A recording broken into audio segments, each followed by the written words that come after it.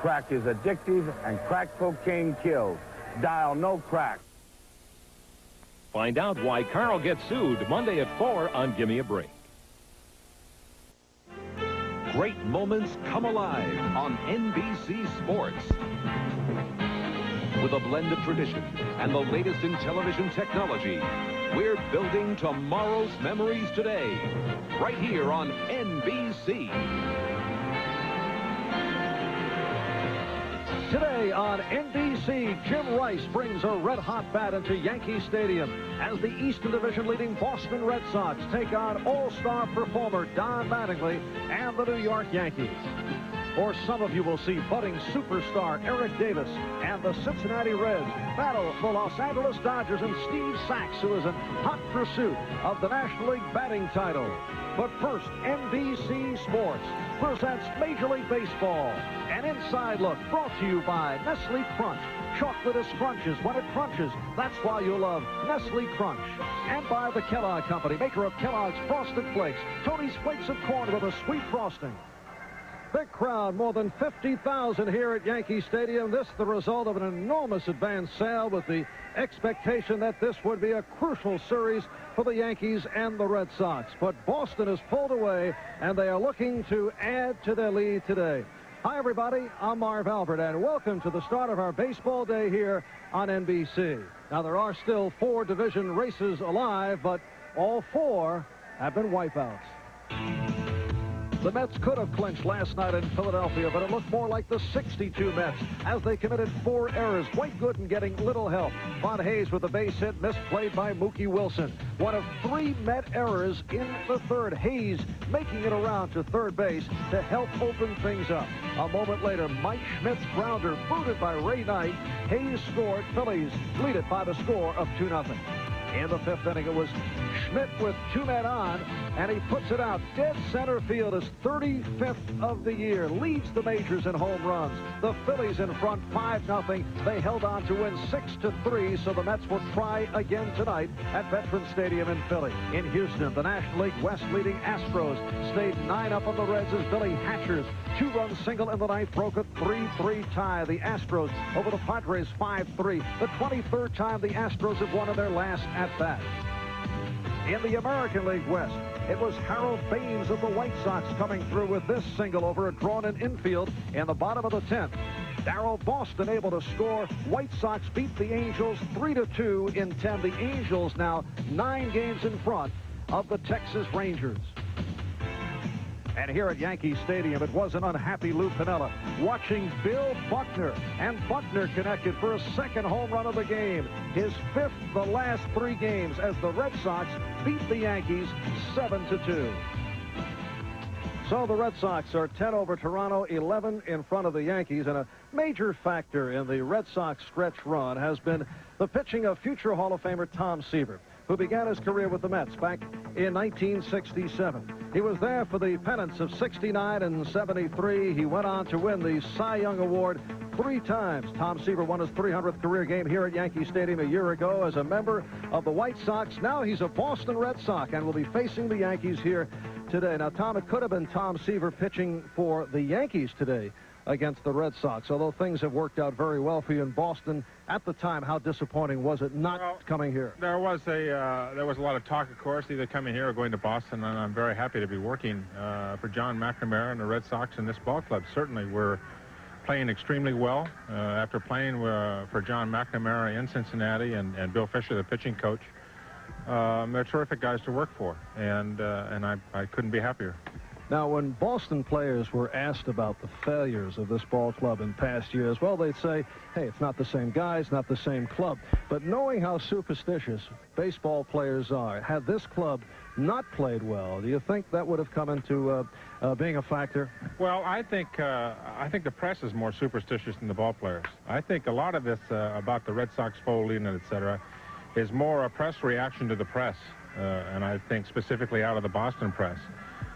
Historically, I don't think the players of the ball club really care much one way or the other what the press says about what has happened in the past. This is a very good club as far as the focus that they have and what their objectives are and what they want to do.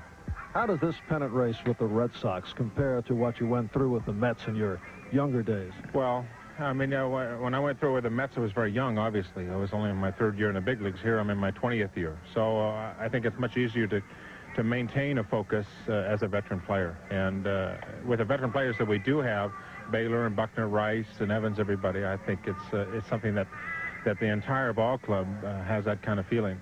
Tom, if it does evolve as a Red Sox Met World Series, the scenario, Tom Seaver pitching at Shea, fill in the blanks. Well, what happens from there? You know, I get asked that, obviously. I think that's another reaction, press reaction to the press. As far as I'm concerned, this ball club has a focus on the game today. And we have work to do today, and we're going to play the Yankees tomorrow. And I think maybe it makes good press, it'll make a good story, but as far as I'm concerned, and my approach to my business is that I have to work with my job today, and I have to get it done today.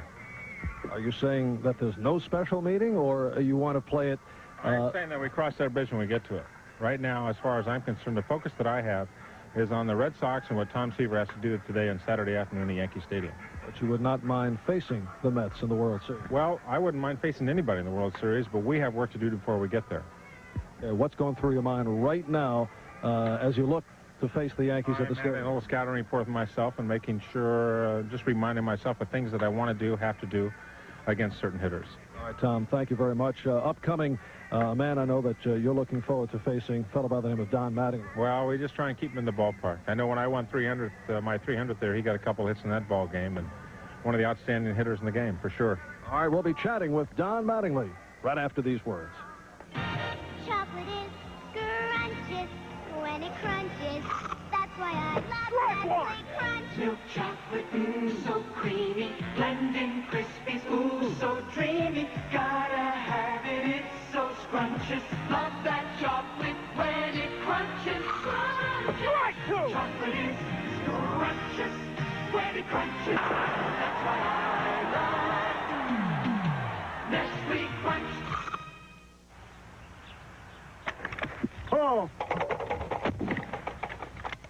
Just like that, this AC copper core spark plug can fire 30 times. That's the firepower today's high-revving car engines need.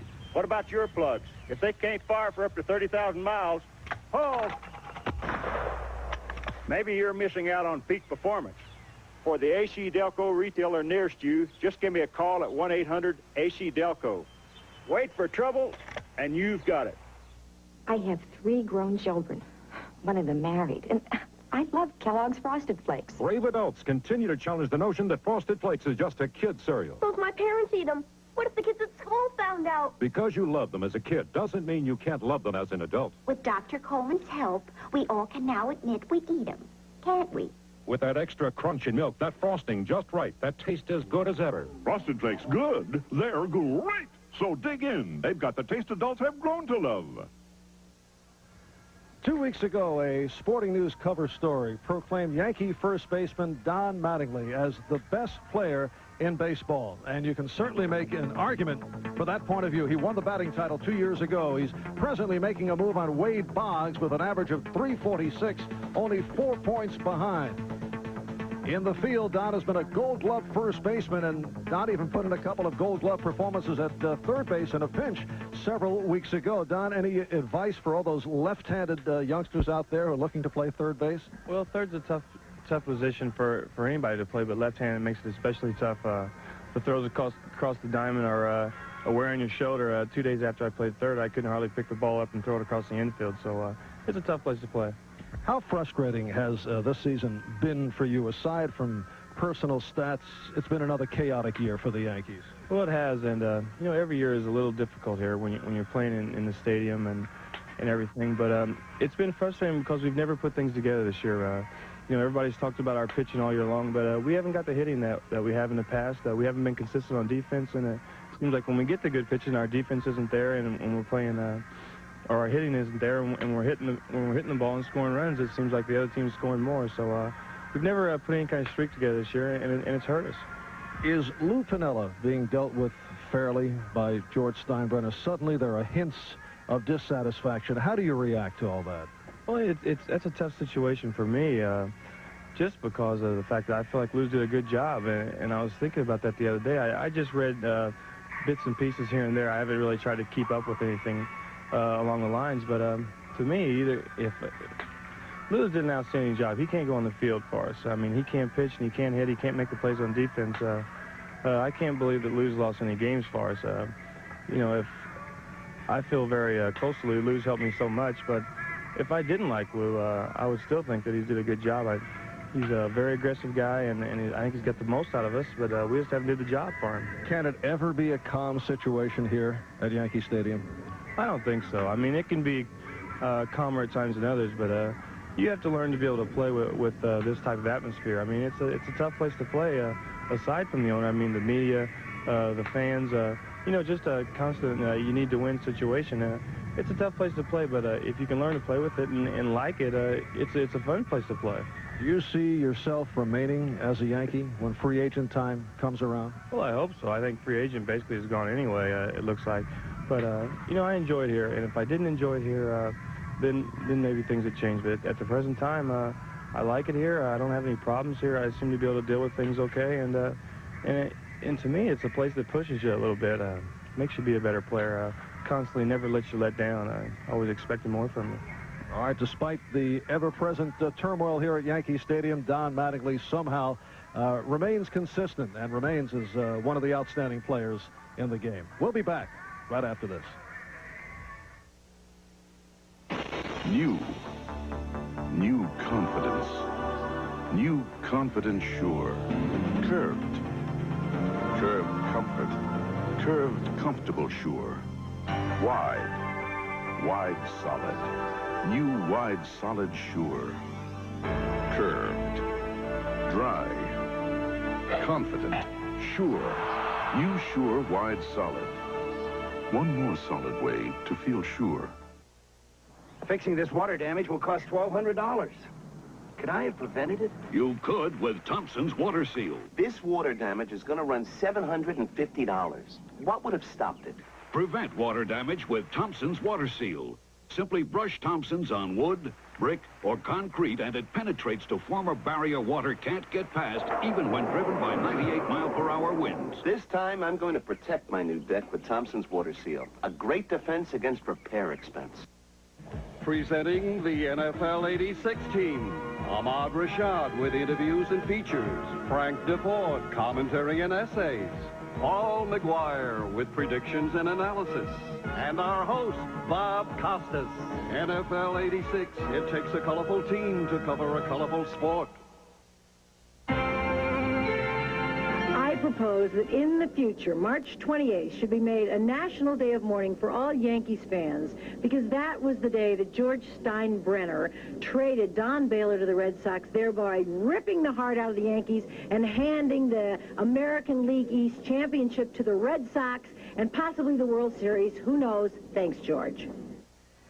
Susan lashing out at George. Well, there are 3 games going this afternoon, all 3 in the American League. A check of the scoreboard in the 7th inning. Detroit leads Baltimore 2-1. In the 5th, Cleveland over Oakland 6-4. Texas beat Minnesota 14-1. Bert Blyleven gave up 5 home runs. That's 44 on the season, and that is a new American League record. Incidentally, yesterday the Twins fired manager Ray Miller, with third base coach Tom Kelly taking over on an interim basis. Under Miller, the Twins, despite all that home run power, were 59-80 last in the American League West.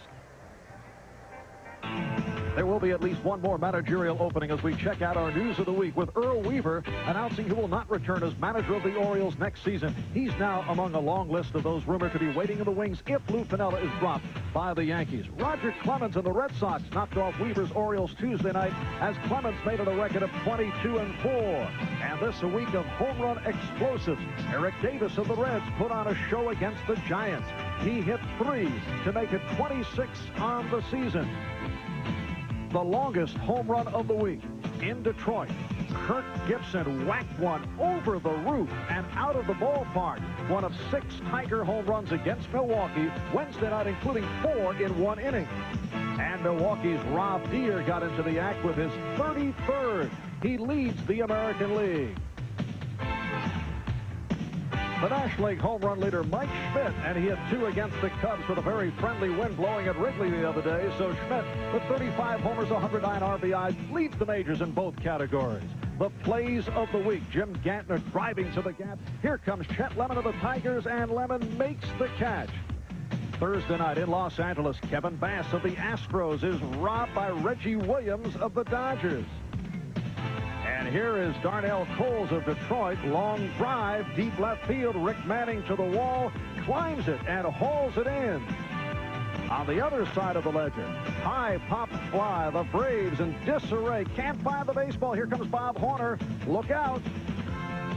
Oh, a week that certainly had its ups and downs. And here at Yankee Stadium, we're getting ready for the Yankees and the Red Sox. Tom Seaver will go against Dennis Rasmussen.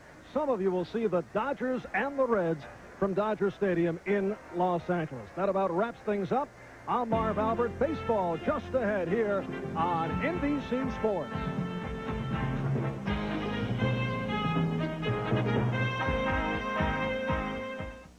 A great new television show. I may not always believe in the client, but I have to believe in the system. A 2-hour movie preview of L.A. Law Monday. Hot. It's Dance Fever, America's hottest dance show. Hot. With a sizzling host, television star Adrian Zemed. Hot. Dance Fever, where each week couples from around the world compete for a chance at more than $50,000 in cash and prizes. Hot. The Red Hot Dancers Motion. Take it to the limit for the most scorching half hour on television. Dance Fever is hot. Tonight at 7, followed by the Michigan Super Lotto Drawing, right here on Channel 4. When my big guy wanted something special, I said, sweetheart, I've got just the recipe.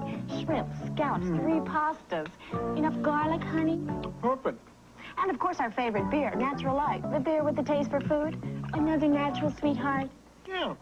Waiter? Yeah, all natural, less filling. It's Natural Light from Anheuser-Busch. Allow me, darling. What's a smart woman make for dinner? Reservations. Where are we going tomorrow night, honey? Archie gets an offer he can't refuse Monday morning at 9:30.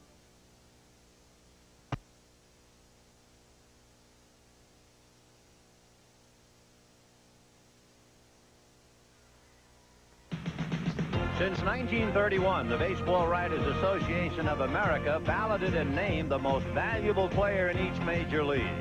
In the American League in 1986, several are gathered at Yankee Stadium today. Pitcher Roger Clemens, 22-game winner from the University of Texas.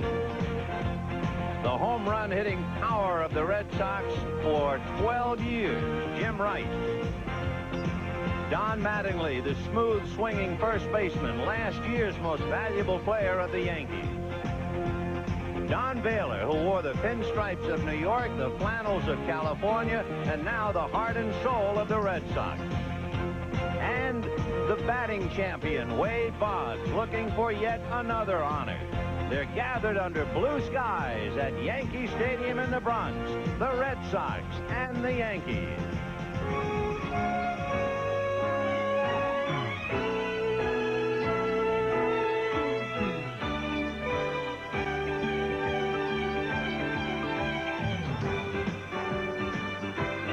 The National Broadcasting Company, now in its 6th decade of bringing you baseball's memories.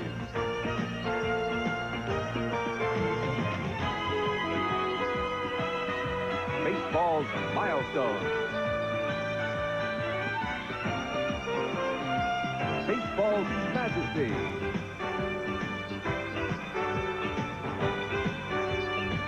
And baseball's magical moments.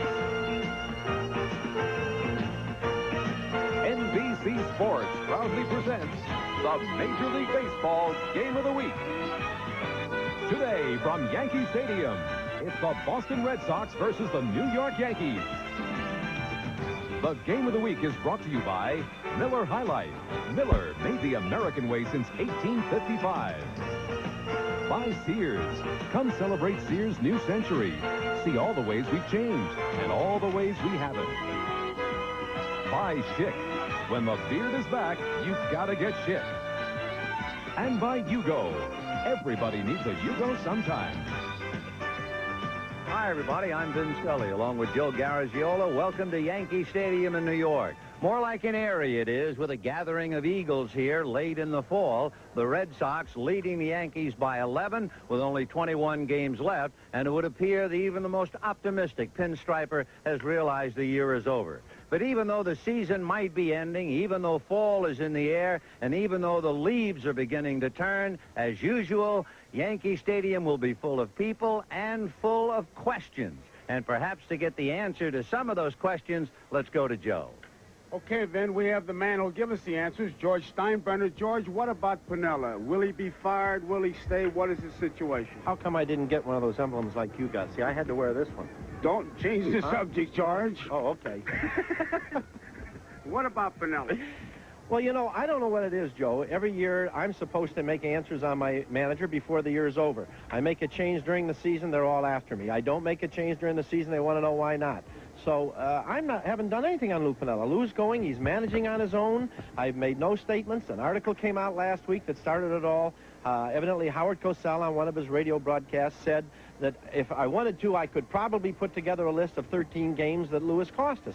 I don't know anything about it. A writer in New Jersey took it and said George Steinbrenner has a list of 13 games. I have no list. I have nothing to say at all on it. He's managing. We're going to go through the rest of the season. We're going to try to make a run at these fellas, and then Lou and I will sit down and talk. What about the turmoil? It always seems to surround the club. Well, you know, the turmoil. Well, no. Turmoil is with every baseball team. They have it in San Diego. They have it in the Middle West. They have it everywhere. That's part of the game. And, you know, I have to laugh when guys say, well, it's a strain and it's turmoil to play baseball on the Yankees. Or for $400,000 a year average salary, or for $1.6 million like our top player makes, they can take a little turmoil. Let them go out and drive a cab in New York if they want some real turmoil. Is that your attitude towards the modern-day player? I think the modern-day player is different than the player that played in your days. Joe, today, when they come to the ballpark, they don't just come with their glove, the bat, and the ball. They bring their briefcase and their agent right behind them. The game has changed. It's a different deal. And you've got to expect more of these players, and you've got to be a little tougher on them. They don't play as much for the love of the game. Some the love of the game, but just as much for the love of the almighty dollar today. And when you pay $1.6 million, you have a right, and so do your fans, to expect top performance every game. George, if possible, a yes or no answer to this. Can we expect a lot of changes on the Yankee team for next year? I think there are going to be some changes, yes, Joe. I think there are going to be quite a few changes. You got to learn to speak out, George. Yes, I know. We'll be right back after these messages. Give me my card back. Okay.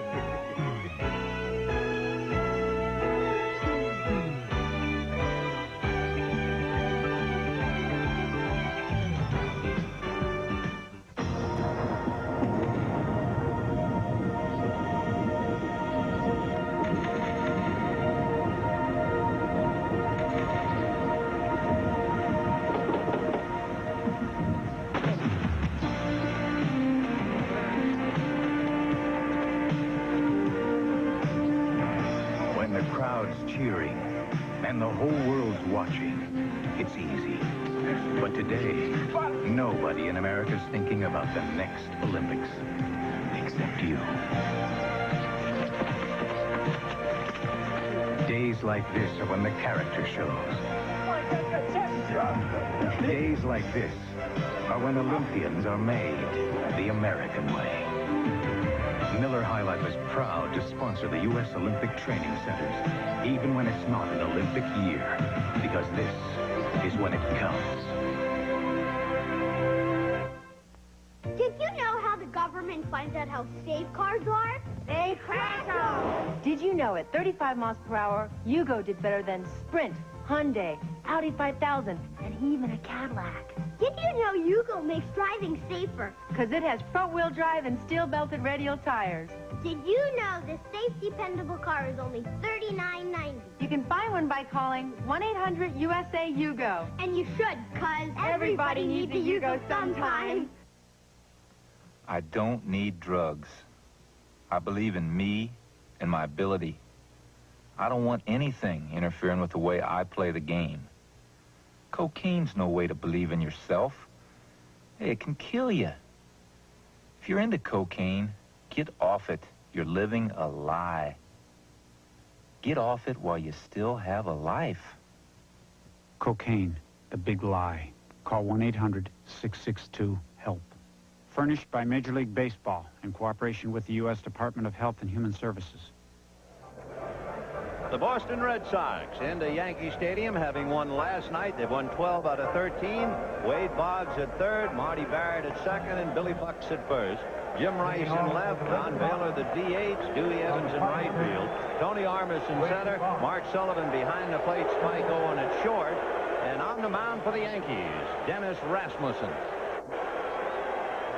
There's a quick look at the defense. Pasqua, Henderson, and Winfield. Infield, Tollison doing a great job at shortstop. The rest you recognize. Skinner behind the plate. Dennis Rasmussen with a record of 14-5, and he's 6-2 here at Yankee Stadium. He beat the Red Sox at Fenway, which is no mean trick for a left-hander. A strike to Wade Boggs. Boggs, the top hitter in the American League. He leads the league in batting average, in walks, and on-base percentage, and actually sacrificed last night in a key situation. They had him bunt for the 4th time this year. 1-1.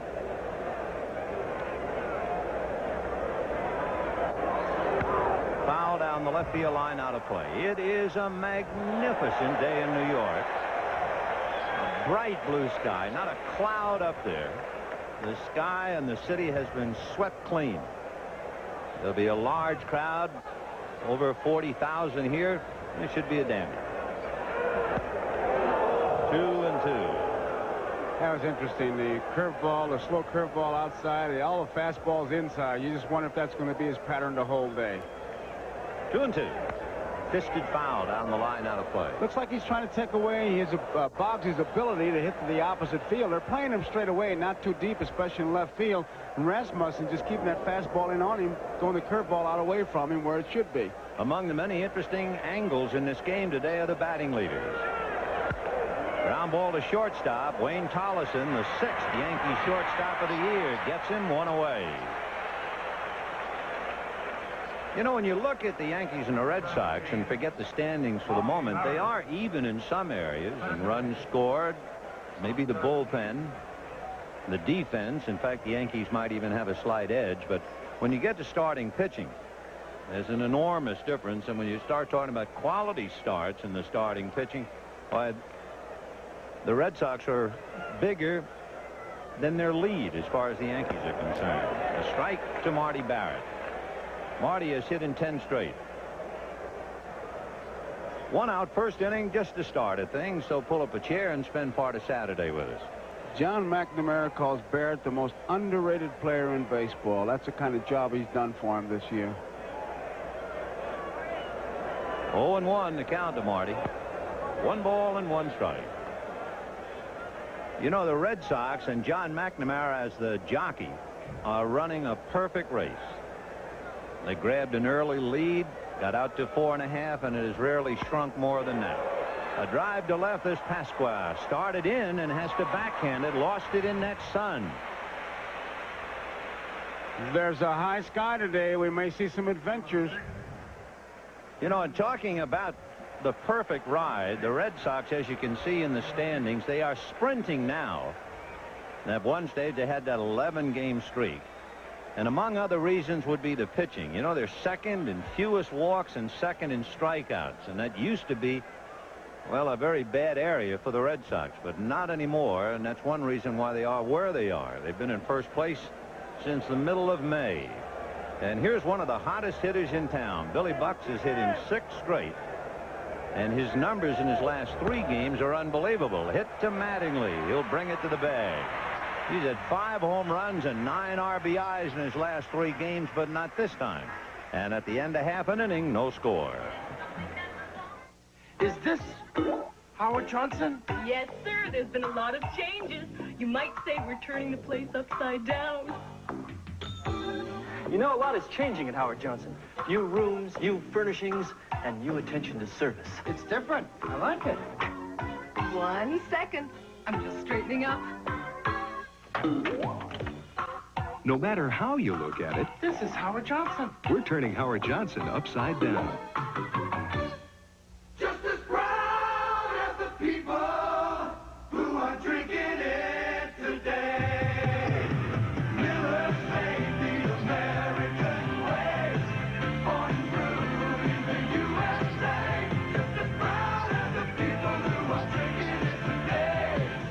Miller contains no additives or preservatives. Purity you can see, quality you can taste. Miller's made the American way.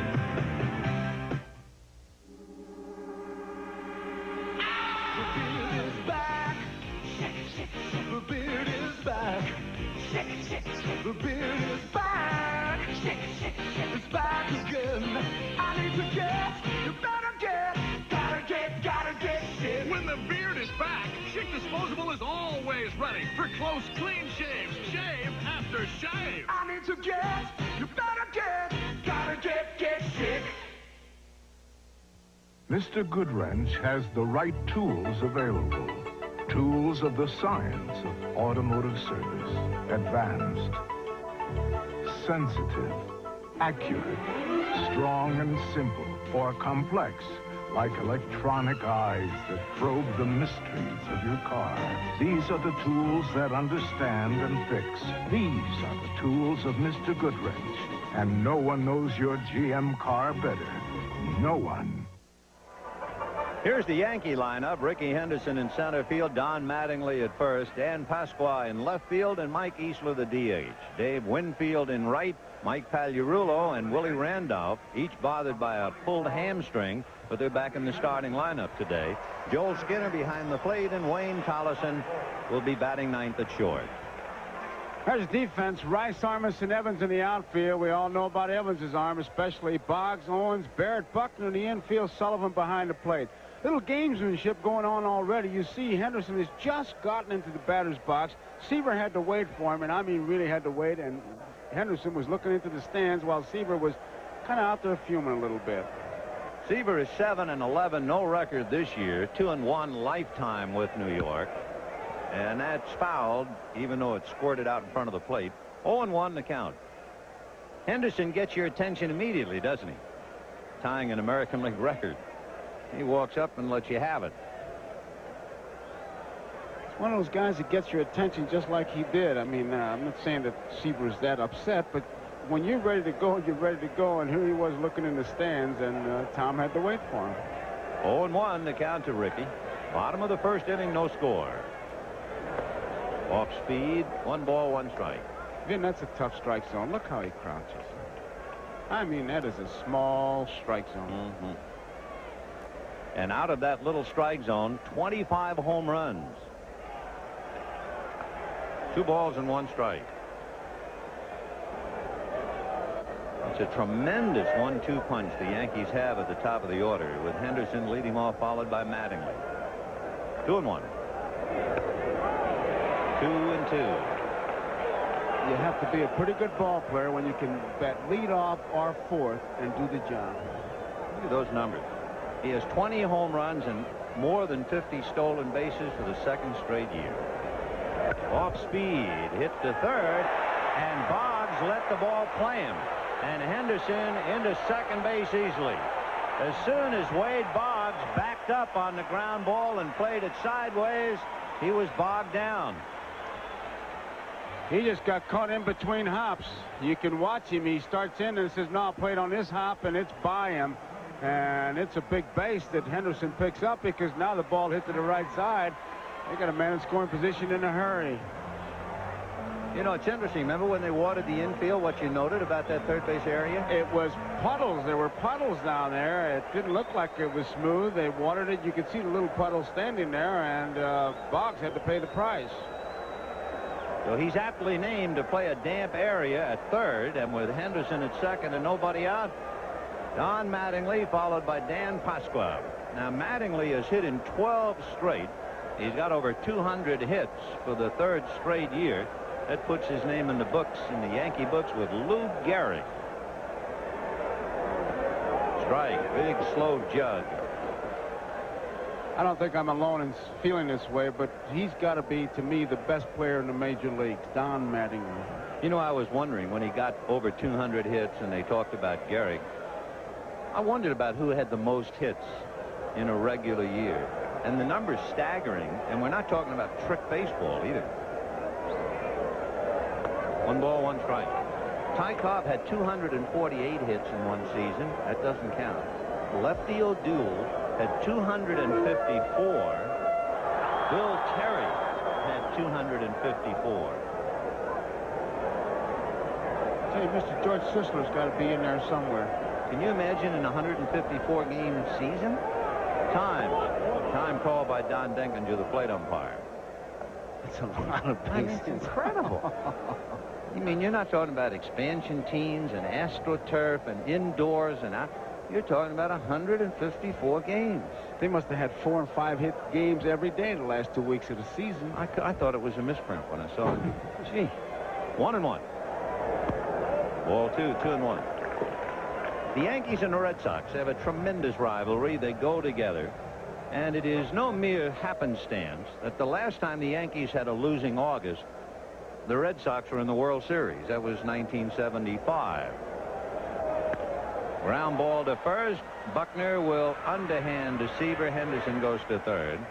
And also, the last time the Yankees were under 500 at home for a season was 1968. Again, the Red Sox were in the World Series. So the Yankees are troubled for the first time since 75 and 68, and each time smiling on the other side of the field, the Boston Red Sox. George Sisler, by the way, had 257 hits in 154 games. I knew he was in there, and I'm going to tell you why I knew it. I did a banquet once where I had to introduce him. I had to multiply my best year of hits by 6, and I was 18 hits short. Oh. And I multiplied. Well, here is Dan Pasqua trying to pick up Ricky Henderson from third. Bottom of the first inning, no score. And that's in a 154-game season. Exactly. That's the point. I mean, it's overwhelming when you think about it.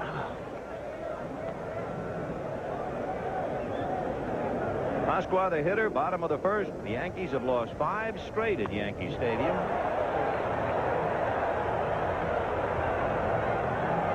Tom Seaver. Tommy Terrific. The remarkable Mr. Seaver. 311 big ones. He'll be 42 in November.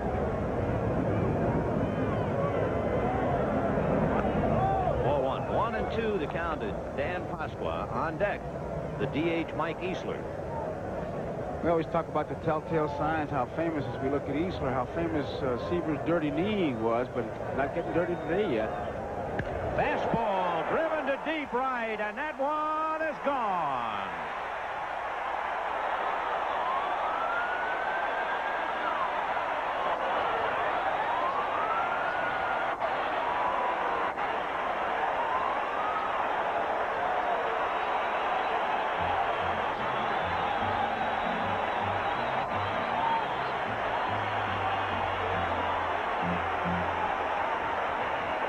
A low line drive. There was no doubt about that one. You just wondered, was it high enough? It certainly was hit hard enough. That's the 14th home run for Pasqua and the 17th allowed by Tom Seaver. But when you start talking about pitchers allowing home runs this year, don't even think about Seaver. You've got to talk about Bert Blyleven, and you will not believe what's going on with Blyleven. Big hook. Ball 1 to Mike Easler. Blyleven, pitching in Minnesota today against Texas, has just been decimated by the home run. There's a one-hopper. Good play by Wade Boggs to get him. How about this? The Texas Rangers have hit 7 home runs against Minnesota. That's a major league record, as Blyleven gave up 5 of the 7. Bert Blyleven has now given up, are you ready, 44 home runs. That's an American League record. Pedro Ramos had given up 43. The all-time record is a man who's in the Hall of Fame, Robin Roberts, with 46 40 years ago. Obviously, they're playing that in Minnesota. The air conditioning must be blown out. What a parade. Strike. Here's the way they went. O'Brien, Incaviglia, Porter, Sierra, and Duchel, all against Blyleven. And then Porter again and Sierra again against Others. Others is having a terrible year. High fly ball to right field. Dwight Evans is there. So the inning is over. And the Yankees get 2, one of them unearned. And at the end of an inning, the Pinstripes 2 and the Red Sox nothing. Did you know how the government finds out how safe cars are? They crash them. Did you know at 35 miles per hour, Yugo did better than Sprint, Hyundai, Audi 5000, and even a Cadillac? Did you know Yugo makes driving safer? Because it has front-wheel drive and steel-belted radial tires. Did you know this safe, dependable car is only $39.90? You can find one by calling 1-800-USA-YUGO. And you should, because everybody needs a Yugo sometime.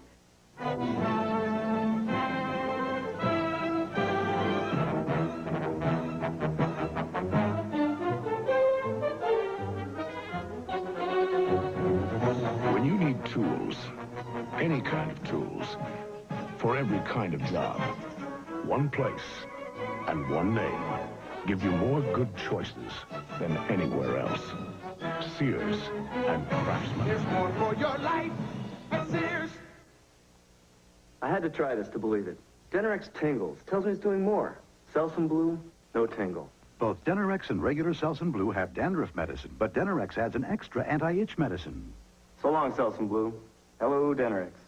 The doctor said I had swollen hemorrhoidal tissue. Then get Preparation H. Preparation H relieves pain and itch for hours, and it helps shrink swelling of inflamed hemorrhoidal tissue. Preparation H works great. Doctor recommended, hospital tested Preparation H. A great new television show. I may not always believe in the client, but I have to believe in the system. A 2-hour movie preview of L.A. Law Monday. Just a thought, if the Red Sox win the East, and they would appear to be almost a lock, it'll mean that 6 different teams have won the division in the last 6 years. And people are saying it could be 7 out of 7 if the Cleveland Indians get a little more power next year. A little pitching to go with that tremendous offense. Wouldn't that be something?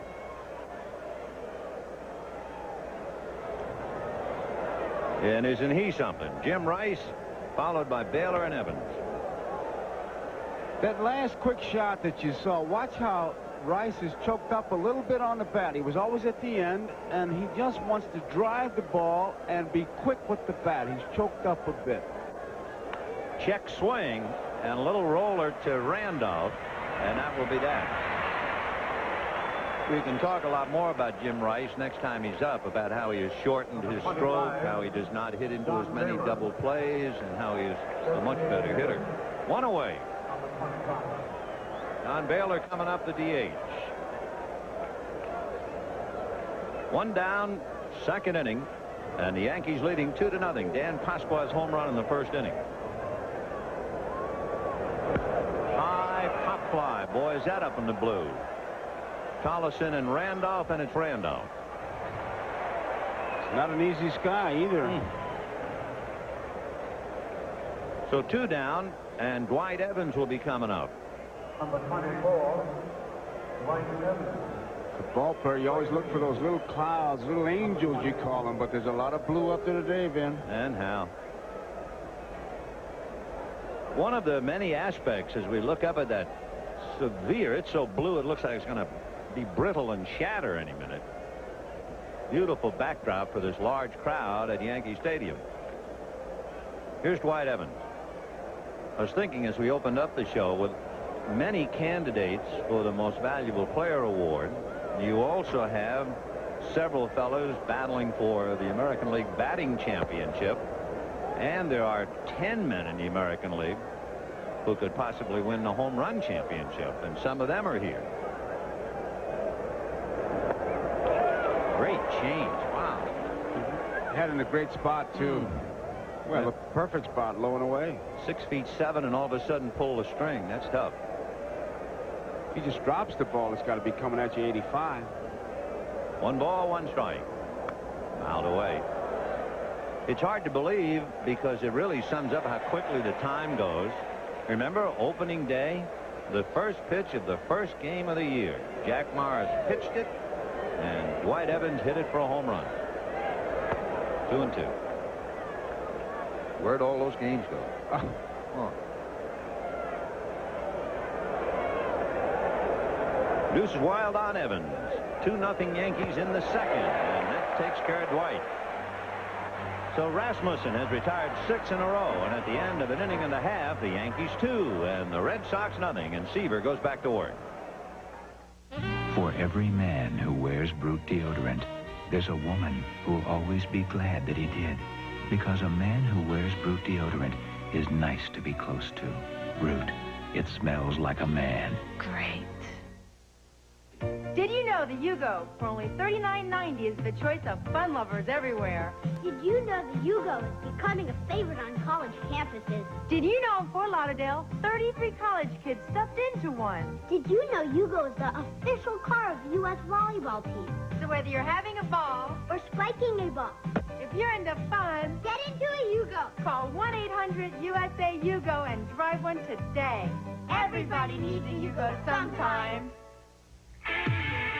You don't turn your back when a friend needs a hand. You gotta help a friend out any way you can. You don't have to ask. They're always right here where you count on each other. And Miller's the beer. Miller's made the American way. Born and brewed in the USA. Miller contains no additives or preservatives. Purity you can see, quality you can taste. Miller's made the American way. Wood Finish by Minwax penetrates deep into wood, so it's easy to get beautiful results. Bring out wood's rich, warm glow with Wood Finish by Minwax. Minwax makes wood beautiful. Sunday, the NFL plays here when the Raiders battle the Redskins. Before your team takes the field, our team hits the air. NFL 86.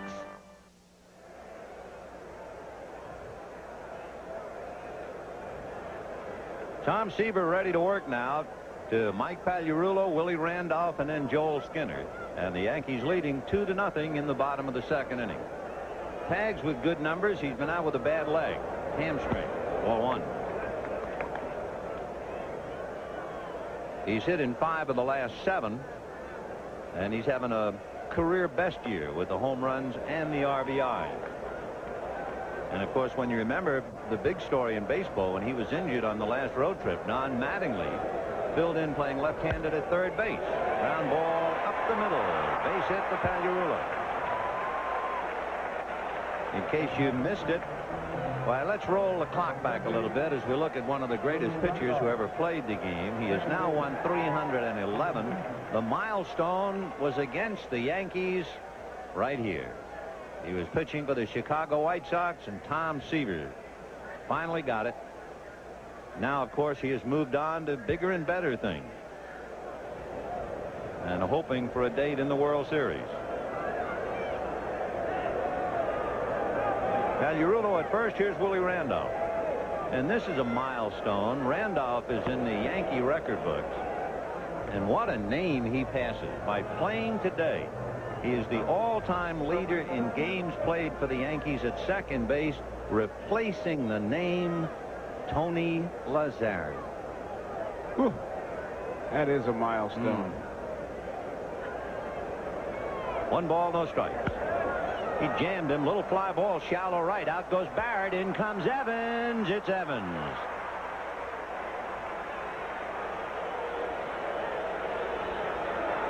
So 1 down as Randolph is jammed. That'll bring up Joel Skinner.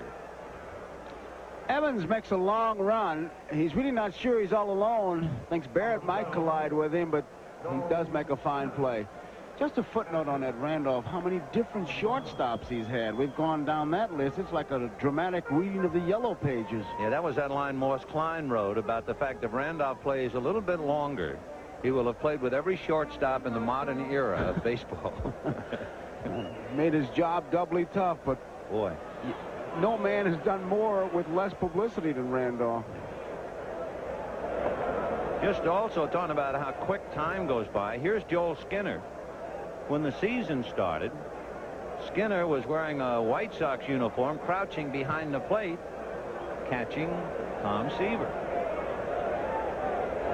And he hammers it to right. Going back is Evans to make the play. Then dropped it while in the act of throwing. The out is recorded. He only dropped the ball while in the act. However, Piniella is going to go out and argue with Scott, the first base umpire. But Evans had clearly caught it, brought his arm down, and he just dropped it while taking the ball out. And that's the first thing Scott said to Lou. He dropped it while taking it out. Really is a moot point because they would have had to force at second base either way. He's got the ball there. He's going to make the throw, and out she comes right there. Yeah, that's plenty of time for possession.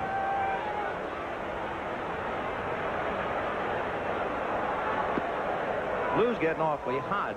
Surprisingly, it didn't appear to be really a contentious kind of a call. What's the difference? Am I missing something? I mean, if he could have thrown to second base and gets the force. But he had clear possession of the ball.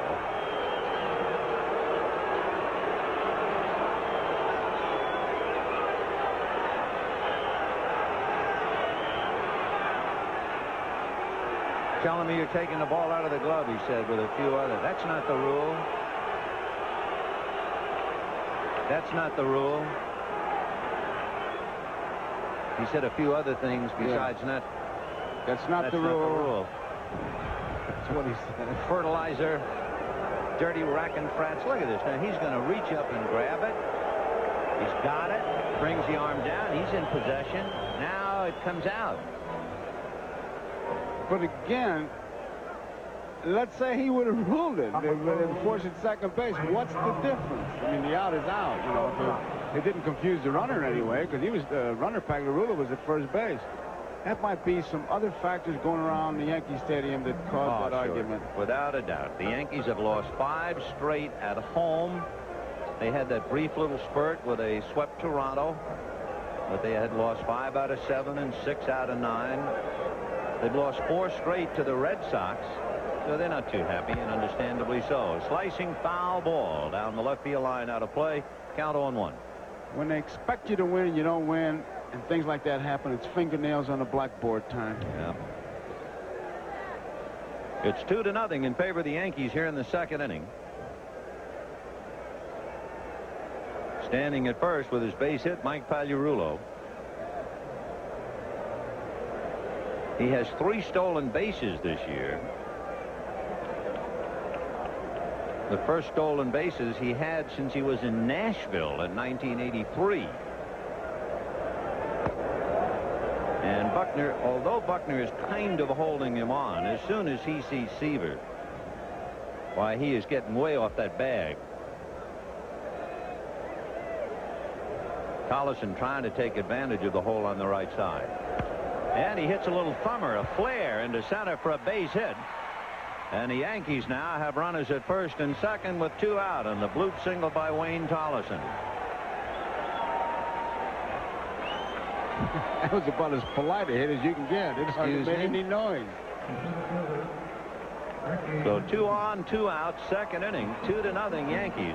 And now you have Ricky Henderson, who was aboard on the era when Wade Boggs backed up on his tricky ground ball.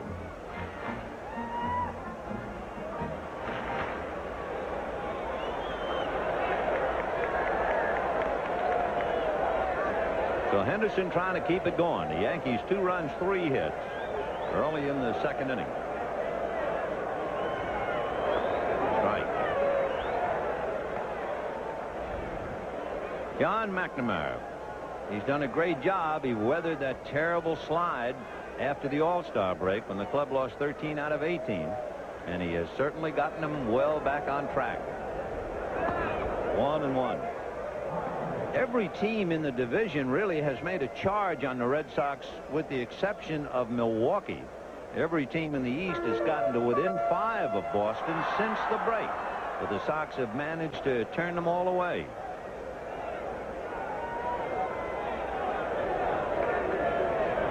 Line drive, base hit into left field. Pagliarulo coming to score, and Rice throws it. It's cut off. The Yankees are out in front 3-0.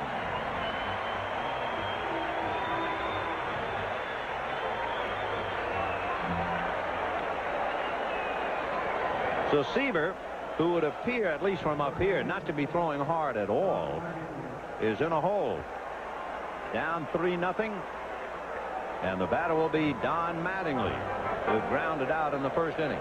Tollison's little flair is really the key hit in this inning because you get the big guys up there. You expect the Hendersons and the Mattingleys to get their base hits, and that's what Seaver wanted to avoid, have them up there with men in scoring position.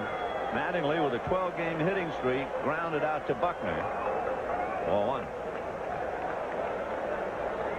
Stewart beginning to loosen up now. Sammy stretching out down there in the bullpen. I do not expect that we'll see Calvin Schiraldi at all today. Ground ball to third, and Boggs on the bag for the force play, and that's that. So they get a run on 3 hits and leave 2. And at the end of 2, it's 3-0 Yankees. We'll be right back after these messages from your local station.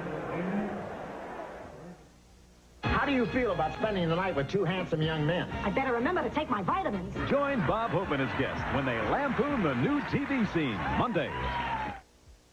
Since I hung up my size 19 sneakers, Dave and I always get together for a few Miller Lights. And argue about who was the greatest player. You were the greatest. No, Bob, you were. At least we agree Lights taste is the greatest. Yep, Lights also less filling. And you can't afford to get filled up when you're the great Bob Lanier. Come on, Dave. You won the MVP and the championship. Those were the 2 biggest feats in basketball. No, Bob. Those were the 2 biggest feats in basketball. For the biggest taste, there's only one light beer. Miller Lite. Who's got a truck that can do a ton of work? Toyota is who. Who's got the most payload of any small truck? Toyota is who. Who's got power? Who's got an electronically fuel-injected engine? And who's got a towing option that can handle 2.5 tons? Toyota is who. A 1986 Toyota 1-ton. And who else? Nobody.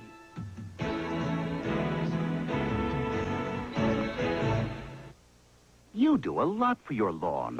You sprinkle, fertilize, and mow. But now fall's coming, and it's time to give your lawn the most important treatment of all. It's time for Wintergreen, the fall fertilizer. Wintergreen special formula greens now and helps build strong root systems so your lawn will wake up next spring greener and thicker than ever. Don't let your lawn go to bed hungry. Feed it Wintergreen, the fall fertilizer. Or two-way Wintergreen to weed and feed from Greenview. Test your knowledge on the morning edition of Jeopardy, weekdays at 10. Boy, you talk about your glittering credentials. Look at the Red Sox. Is that something? And Tony Armas to lead it off, fouled it away. That's almost the kind of a graphic you'd put up on an old-timers game, what they did. But you look at it now and you say, hey, look. Park and most of them in the lineup. Look at that again. All of them are. Oh. That's pretty impressive. Yeah. That right fielder isn't doing too badly with the glove, is he? 0-1 to count to Tony Armas.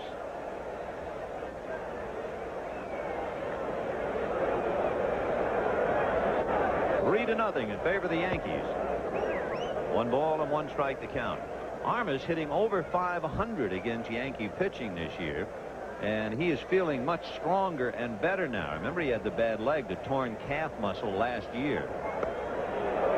I think what you talked about before, Vin, pretty much sets the character of the Red Sox ball club, how they fought off the charges. That and their ability to come from behind is, well, that's why they're in first place. It's as simple as all that. You want to know what kind of charges were made by teams in the East? It's kind of interesting to realize. Trying not to let it get in the way. High foul ball, and Joel Skinner is there. 1 away. Let's take the largest deficit a team had, and then its charge, the closest it got to the Red Sox. Toronto from 12 to 3.5. Detroit from 14 to 4.5. The Yankees from 8 to 3. Baltimore from 10 to 2.5. Cleveland from 12 to 5. And yet the Red Sox fought them all off and demolished Baltimore along the way. In fact, recently, when the Red Sox beat Baltimore, they had gained 13.5 games on Baltimore in 1 month. Foul ball, and Mattingly will spear it.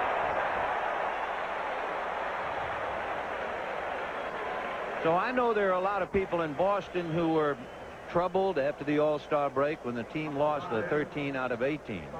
But it not only held its ground and fought it off, it advanced. And that's a sign of a good ball club. And coming from behind last night, Yankees jumped out in front. Red Sox came back. 2 down, and here's Spike Owen. Of course, earlier in the year, if you talk to people, let's say they had been disillusioned in the past, you could hear all the stories. Oh, boy, Clemens isn't going to hold up.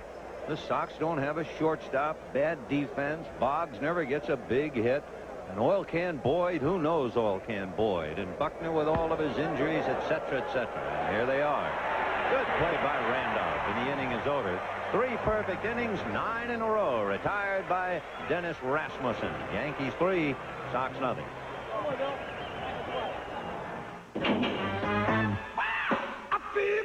Time to go, boys.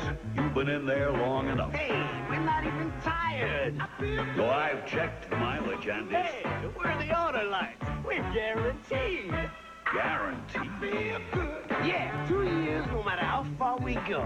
But no spark plug guarantees that. We do. Yeah, we're the auto lights. But So go pull the plug on somebody else. There's something about a born leader that you recognize immediately. That's why over 43 million people flock to Metropolitan for insurance protection. That's why 68 of the top 100 American industrial companies come to Metropolitan for employee benefit programs. In fact, Metropolitan is one of America's largest pension asset managers. Because a leader is someone you feel sure about, no matter what. Getting that, it pays. Sure, the extra features you get on this limited edition Jetta GLI make it special. But what really makes this car special is this little feature right here.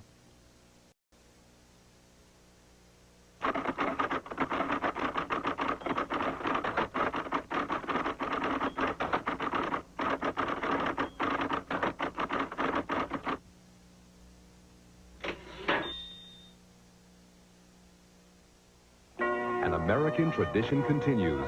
1975 brought one of the most memorable moments in World Series history. Carlton Fisk's game-winning homer sent Fenway Park into a frenzy.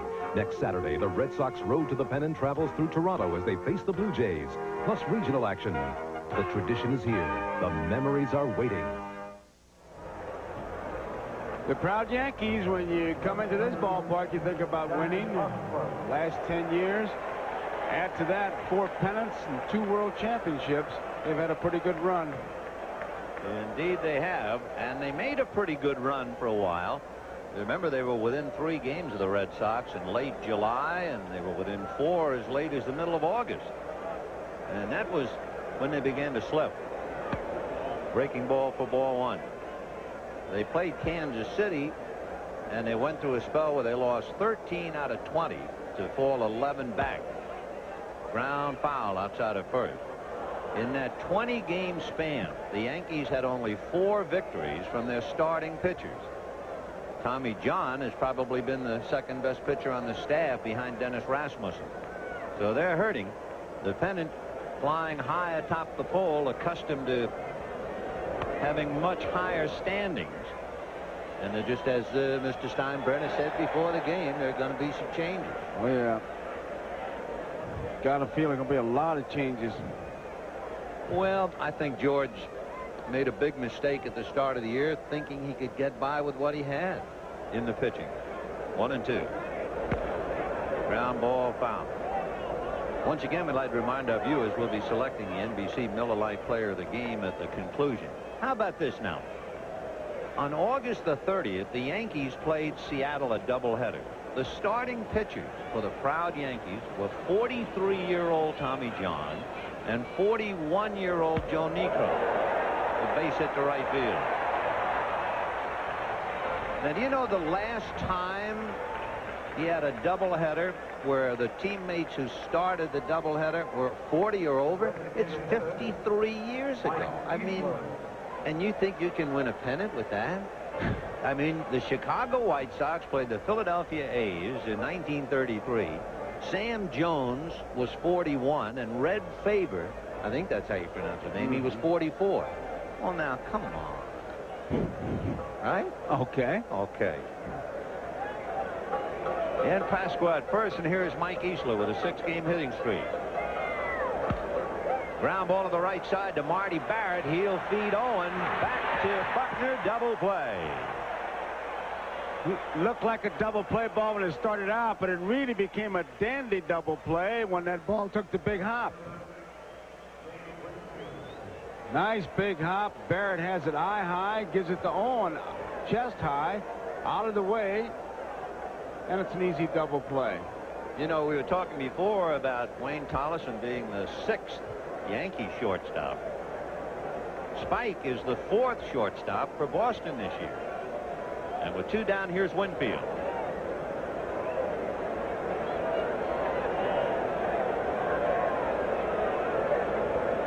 Three runs, 5 hits for the Yankees. No runs, no hits for the Red Sox. And we're in the bottom of the 3rd. When the Sox come up, Wade Boggs, Marty Barrett, and Bill Buckner.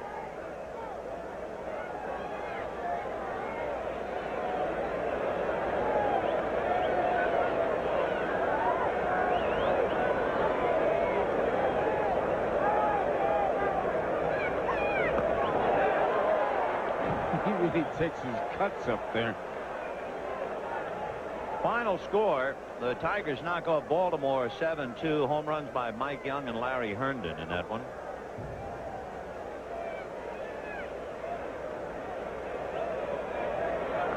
Tom Seaver, 7-11.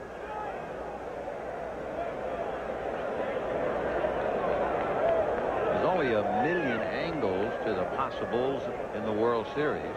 The most prominent, of course, is Tom Seaver pitching against the Mets. 1-2. Just one of all kinds.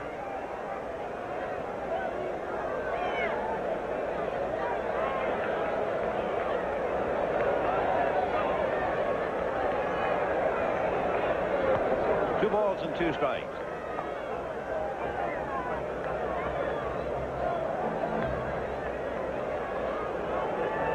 Dave Winfield, among other things, kind of an interesting own. He owns an art gallery in his native St. Paul. 2 balls, 2 strikes, 2 out. And he wasn't framed. Down he goes. No run. At the end of 3. The Yankees 3, Red Sox nothing. I'm innocent, Your Honor. Draft beer. It's always been the smoothest, freshest beer around, poured straight from the tap. And now there's a true draft beer in a bottle. Miller Genuine Draft. It's not heat pasteurized like most bottled beers. It's cold filtered for real draft smoothness. Miller Genuine Draft. It's beer at its best. You won't believe what's happening inside your muffler. Rust that starts on the inside is eating its way through. The Napa Advantage muffler with Absorbite helps prevent internal rust. The inside of this muffler was not protected with Absorbite. This muffler was. You can see the difference. The Napa Advantage is even covered by a lifetime warranty. Of course, you may never have to use it. The Napa Advantage. It puts rust at a disadvantage. Available at thousands of Napa outlets. The beauty of patience is its gentle persistence, but the power of patience is anything but passive. For proof, we introduced the new generation of Mitsubishi pickups. This new Mitsubishi is more than just a new truck. Patient crafting has combined a vigorous new shape with the available power of the largest inline 4-cylinder built, which proves that even patience likes to kick up a little dust. Mitsubishi. Sunday, the NFL plays here when the Raiders battle the Redskins. Before your team takes the field, our team hits the air. NFL 86. By the way, when we give you that and say it's updated, we mean that, particularly for Kirby Puckett. That Minnesota game is history, so those are the numbers right to the minute. Wade Boggs, Marty Barrett, and Bill Buckner coming up. Boggs has a good shot at having 200 hits for his 4th straight time.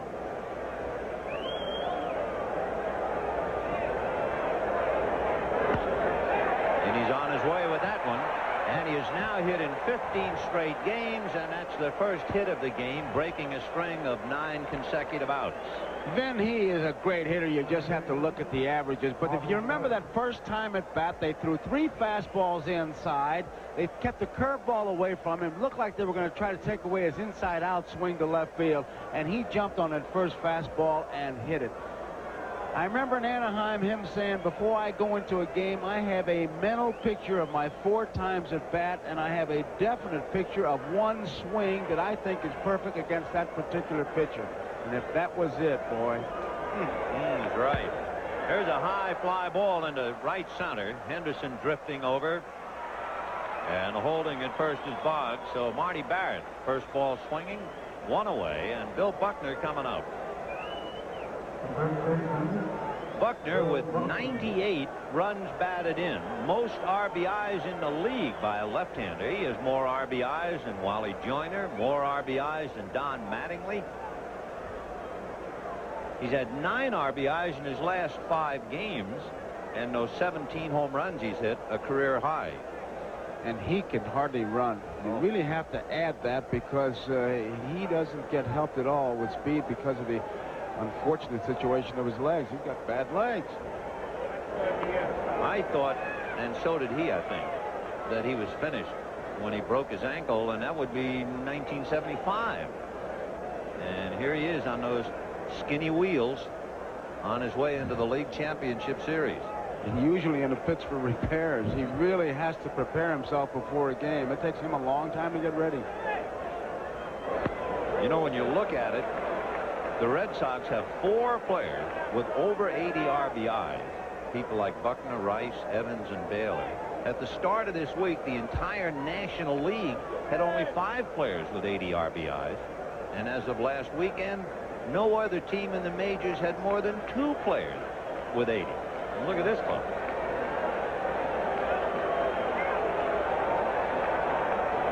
Oh, and 2. You know, I'll never look at Buckner. Remember when he was a kid. He was with the Dodgers. Thrown out on a close play at first base in St. Louis. And he was so angry and so frustrated that he went down and tried as hard as he could to pull first bag out of the ground and throw it into the stand. I'll never forget that. You talk about playing with intensity. And the other thing about him, when you first saw him as a raw rookie, his ability to make contact, which is in jeopardy now. Foul back. You know, he's only struck out 22 times this year. And as a kid, first time you saw him in spring training, he never struck out. Ted Williams said, hey, this fellow's going to win the batting crown some year. As happens in a lot of cases, Jim Murray captured it best. Yeah. He could foul off machine gun bullets. That takes a pretty good eye. He is something. Billy Bucks. 1 and 2. 2 balls, 2 strikes. You can see the great concentration. Every move he makes in the batter's box has a purpose. Now watch what he does with that bat before he gets ready to get it back there and cocked. I mean, he doesn't wave it. He'll kind of point it at the pitcher, keep it out there. 2 balls, 2 strikes. On the fists, a little foul behind the plate, and Skinner should put it away. He was properly jammed.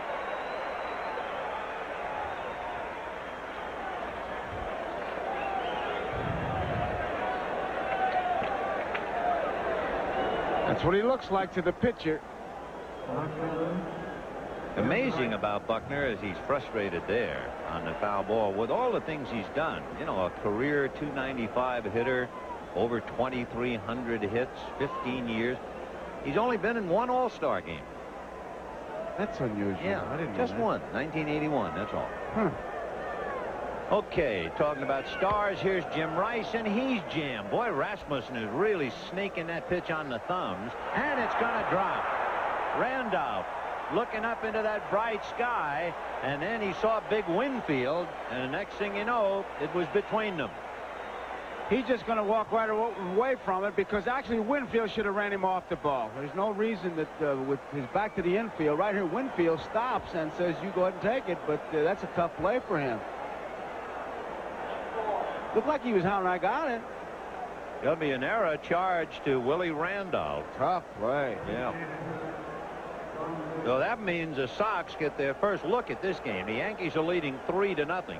However, the tying run comes to the plate, and as George Steinbrenner looks on, he sees, of all people, Don Baylor at the plate representing the tying run. Baylor popped up in the second inning. Rasmussen is really quick, sneaky, in on the hands. He did it with Buckner, and he really did it with Rice. He's getting a little help from the shadows, too. 1-0. He's still trying to keep it in so Baylor can't extend the arms and to count 2 balls and no strike. Baylor hanging over the plate. He has been hit 30 times this year by pitches. 30. 2-0. 3-0.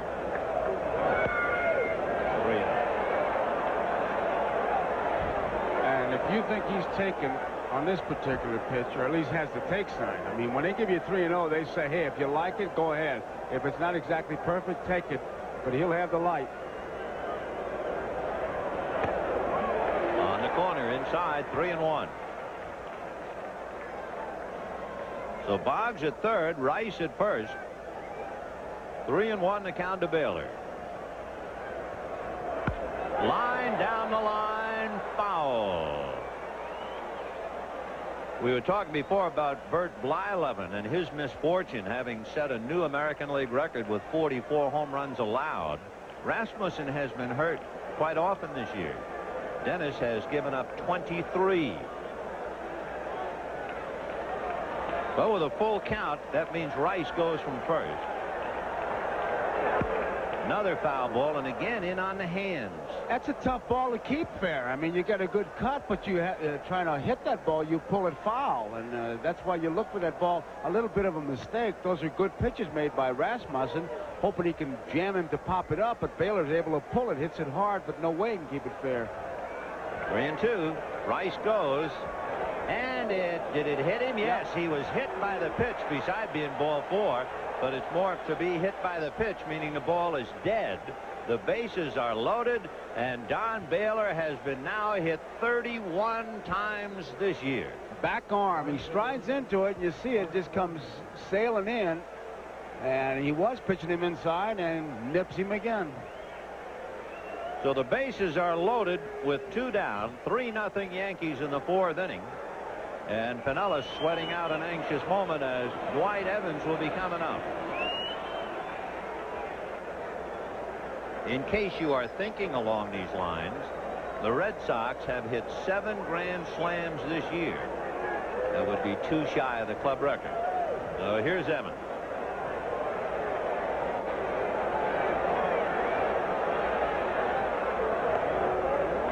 Ball 1. Evans is another fella, one of the rare breed, a home run hitter, but a very good eye for the strike zone.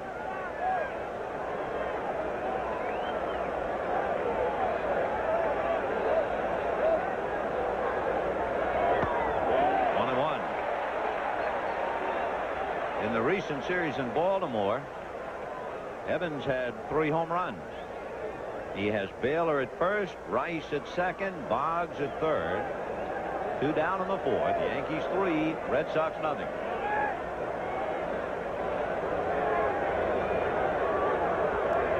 Foul tip, 1-2. Rasmussen has 1 strikeout, and it was Evans in the 2nd inning. And he's trying to use Evans as an escape hatch here in the 4th.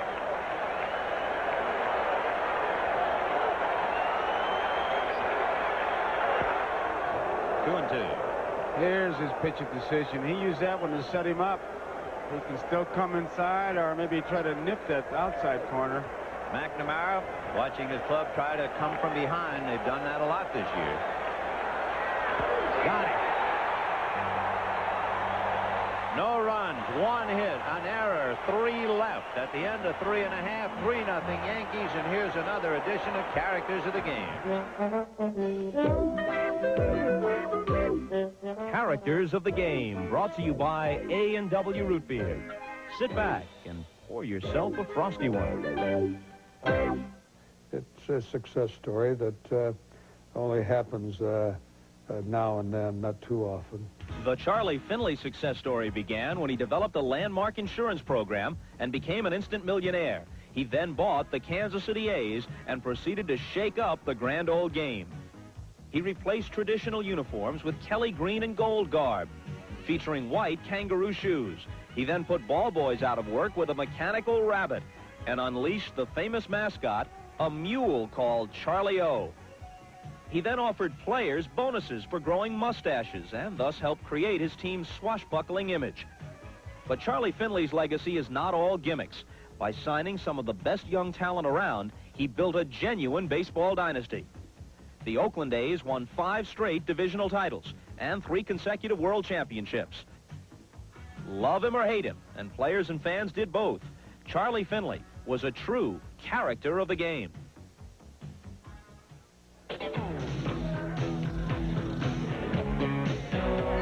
Excuse me.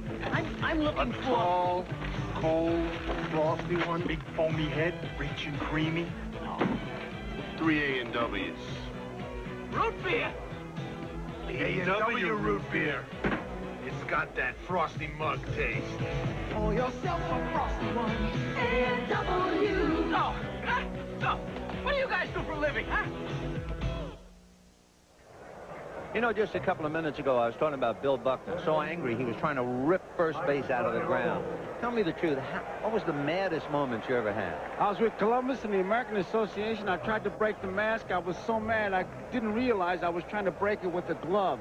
You really were a slow learner, weren't you? Oh, I'm pounding that thing like this, and it won't break. And the more it won't break, the more upset I'm getting, and I'm really drilling it. But he's so gentle and soft-spoken and understated. It's true. It's true.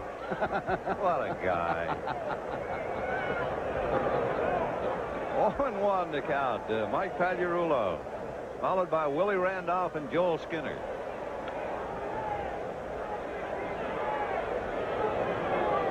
Big balloon by Seaver. And the count 1 ball, 1 strike. So the Yankees work off the hook in the 4th, and it's still 3-0 New York.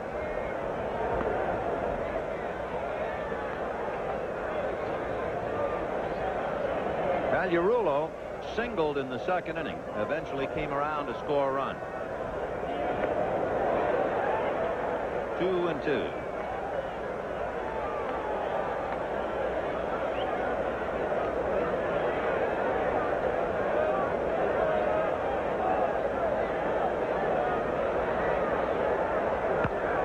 Ground foul outside of first, trickling over to the far corner of the dugout, so it's still 2 balls and 2 strikes. Pagliarulo, Randolph, Skinner. If anybody gets on, Wayne Tolleson. Red Sox have just 1 hit. Clean single to right by Wade Boggs. And that punches out Pagliarulo. That's 2 in a row for Seaver. As you watch Seaver pitch, he doesn't have that great speed he once had, but he is really pitching in and out, up and down, changing speeds. 2 strikes. This looks like it's out of the strike zone. It certainly is. Looks like he just turned it over a little bit like a sinker, and Pagliarulo is out of there. So 2 strikeouts for Tom Seaver, and here's the consistent Willie Randolph, despite having a little trouble with that pop fly. Strike, off speed. Randolph flied to right in the 2nd inning.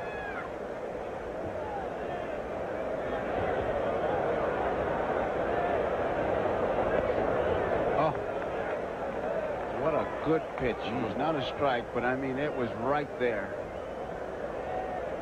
1-1.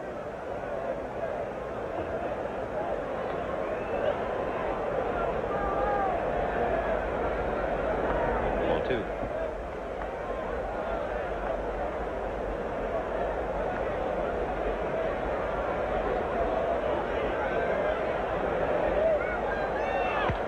And he has himself a base hit. So Randolph is 1 for 2 as he singles to left. That's hit number 7 against Seaver. Just gets right by him. Boggs gave it a good effort. So with a runner at first and 1 out, Joel Skinner coming up. Skinner's struggling with the bat.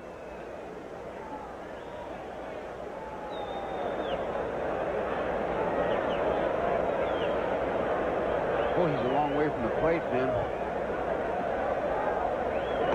Strike, and he noticed Seaver came right in on the inside corner. You would think if he backs off the plate that much, what do you think of immediately? Well, I think he's going to stride in, and my fastball is going to be in tight. Breaking ball, I'm going to still be outside, but the fastball in. I'll tell you one thing, and it's one of my pet peeves. If you take our camera shot of home plate right now, you tell me where the batter's box is. I mean, they didn't just wipe out the back line. There's no batter's box. That's a joke. Why do they go to the trouble of making it? I'll never understand why they go to all the trouble. They make this beautiful batter's box, and within 3 innings, it's gone. But it looks nice when you start. It's like when your mother used to dress you for school. You look nice when you left the house. I mean, he's almost in New Rochelle. But it's up to the catcher to agitate him and say, hey, get in there. Gee. Don't let it bother you. 1 ball, 1 strike. And there goes Willie Randolph. The pitch is a strike. The throw is late.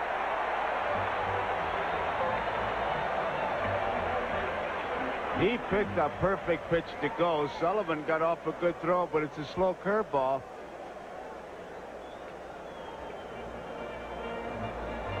He had something on it, but just a perfect pitch to run on.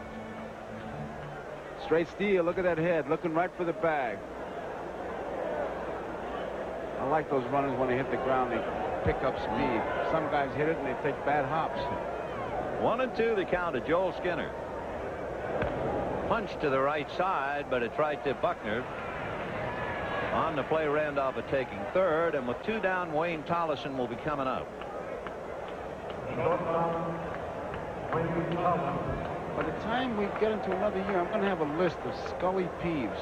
Coaches should wear helmets. Now, what is it, how Dudley Moore would say it? He would say, "Cool, I hate when that happens." I hate to see them tear the batter's box up. I hate when that happens. Here's Tollison, who singled in the 2nd inning. He's given the Sox a bad time. 2 down, runner at third, 3-0 Yankees in the 4th. Now, if I was playing against you and I knew that, he'd come up to hit the first time, I'd say, wait a minute, I want to rub this out. It's getting in my eyes. I'd go right away to the umpire. He'd just listen and wouldn't do anything. You're right. 1-1. Well, that was that great line we were talking about. Nate Colbert hollered out at Bob Gibson after he was throwing so hard. He hollered from the dugout, if you're going to throw that hard, you're going to have to back up. It's not fair to stay on the rubber. Ball 2. So if the pitcher's going to have to do something with the hitters backing out of the box, as you look at Willie Randolph down the line from third. 3-0 Yankees in the 4th. 2-1. Fouled away.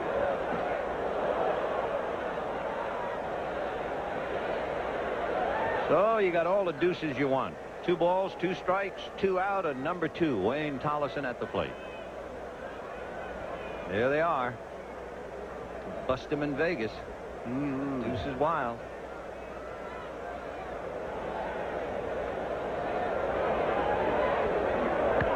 Foul ball again upstairs. You know, as you see that shot from center field, Mark Sullivan will not move around behind the plate, nor any catcher that Seaver throws to, because Tom likes to have that catcher directly behind the plate. I know in a great conversation with Carlton Fisk, you know what's coming, but you really don't know until you worked a couple games with Seaver where it's going to be. Just off the plate. 3-2.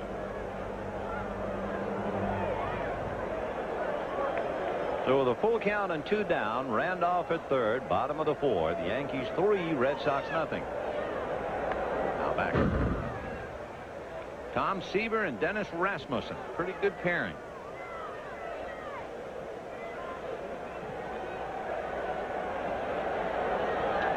On deck, waiting his turn, Ricky Henderson.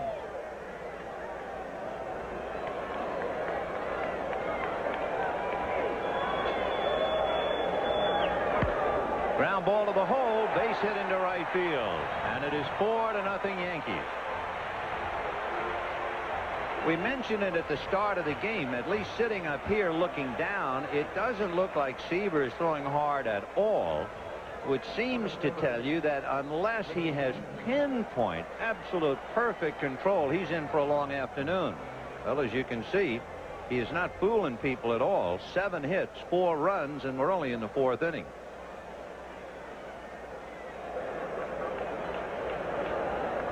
Of course, maybe, too, it's because I remember how hard he used to throw. Oh, my.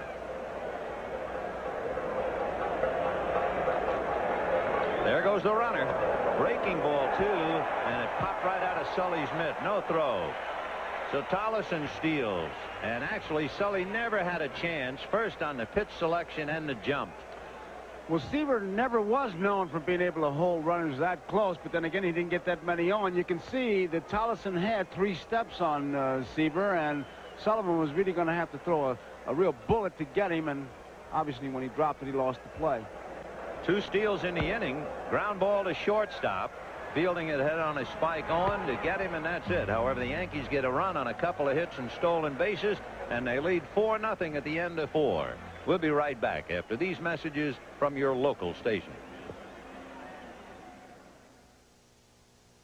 Did Dudley Moore make a deal with the devil, or was he acting? It's a classic. Dudley Moore and Saturday Night Live.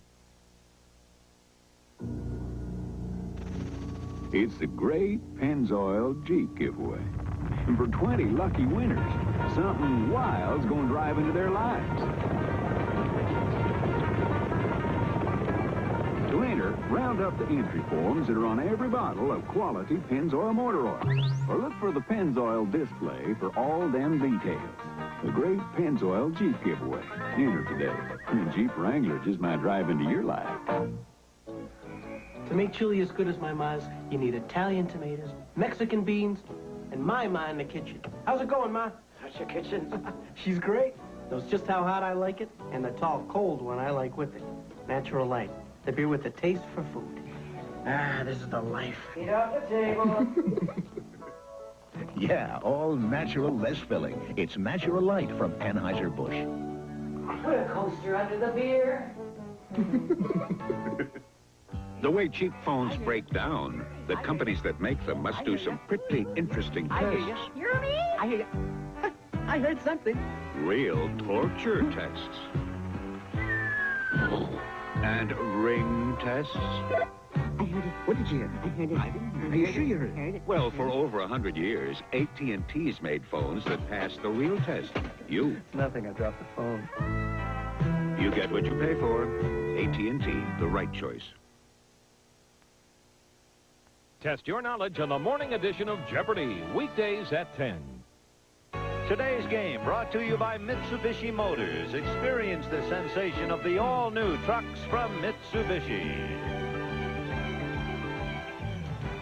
The Yankees needed 25,000 today to go over the 2 million mark, and that is more than just a cinch, but it is more than just a number of 2 million, because the Yankees will surpass the 100 million mark today. The first American League team ever, the only team beside the Dodgers to reach that. And George Steinbrenner has a part in it, although not when it first began at Hilltop Park.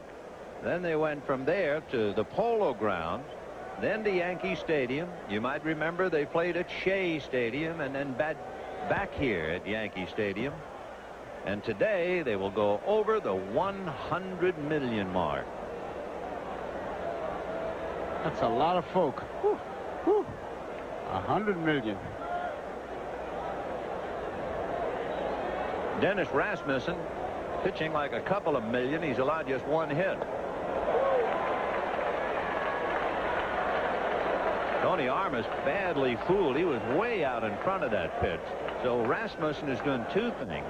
To these right-hand hitters, he is really challenging with the fastball, and then when they start looking for that, he just slows up, and the breaking ball takes care of it.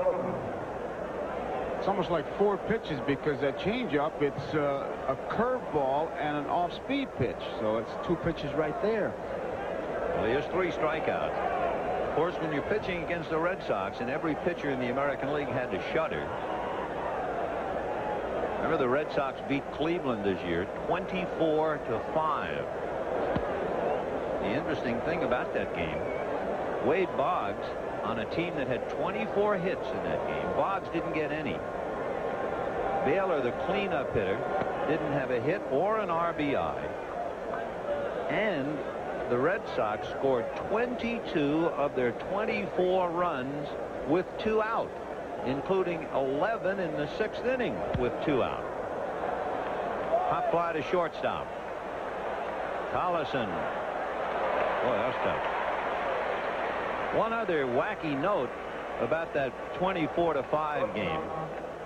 There was no game-winning RBI, even though it was 24-5. No game-winning RBI because why? The go-ahead run that was never challenged came in on a balk. So John's seen a lot this year. Talking about scores, here they are.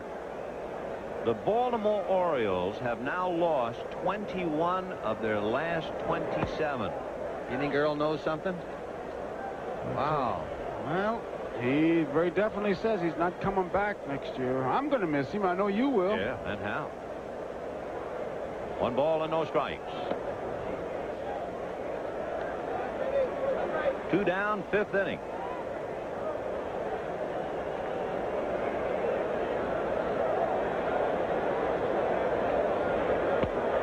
In there. And in case you missed it, just kind of a news note, Ray Miller was fired by the Minnesota Twins. It appeared to be almost inevitable. Yeah. Line drive right at Pagliarulo, and I tell you what, it's a good thing he caught it. It kind of sat up on the glove. It almost got him right between the horns. And it's still 4-0 Yankees. The beauty of patience is its gentle persistence, but the power of patience is anything but passive. For proof, we introduced the new generation of Mitsubishi pickups. This new Mitsubishi is more than just a new truck. Patient crafting has combined a vigorous new shape with the available power of the largest inline 4-cylinder built, which proves that even patience likes to kick up a little dust. Mitsubishi. You've heard that the people of Manville are striving to be America's best supplier. Of what? Of products like the filtration material that Manville makes, that makes beverages clear and safe. And highly advanced roofing systems that really keep the water out. And Manville fiberglass air ducts for energy-saving heating and cooling. 21,000 people with one goal. To be America's best supplier of products like these. That's Manville. Today's small cars are tougher than ever on oil. Their high-compression engines not only rev high, they can run hotter than regular small car engines. Their searing heat can begin to break down an oil immediately. That's why there's Castrol, the only leading motor oil that in every grade provides maximum protection against viscosity and thermal breakdown. So use Castrol before your engine does something to get you heated up. Castrol, engineered for today's smaller cars. Oh, and Beethoven here neglects to tell us his building doesn't have an elevator. Give me a break, you guys. Hey, Mitchell, what was in that piano? Cement or what? What a fiasco. Well, at least he did get us a keg. That was good draft beer. Yeah, well, buying that keg was the only good idea you had that day. When you're drinking new Miller Genuine Draft, it'll remind you of the best beer you ever had. Because it is Genuine Draft. Cold filtered for real draft smoothness. Miller Genuine Draft. It's beer at its best. Should have hired skilled labor. Not only outfielders have trouble with the sun. That thing almost got Pagliarulo. That was that last line drive up Spike Owen Pat. Here's Don Mattingly. 4-0 Yankees in the 5th.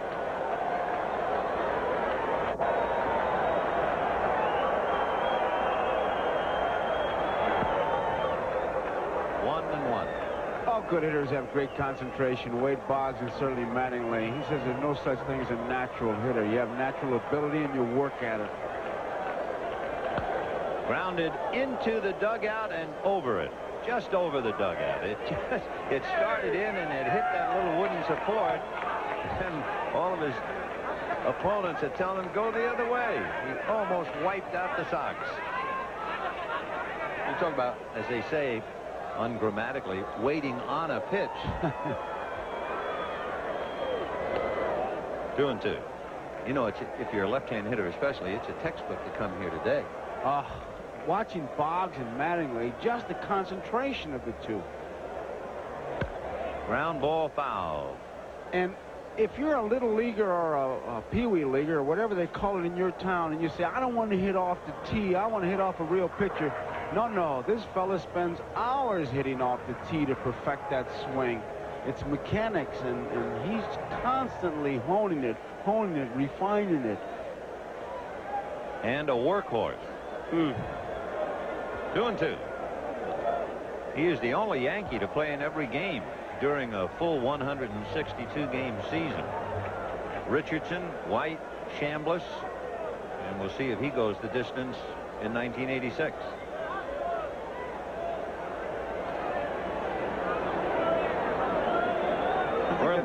I was going to say, Vin, I think that ball carried and got Denkinger behind the plate. And they're all just kind of visiting with him there. Full count. And he goes the other way with singles to left.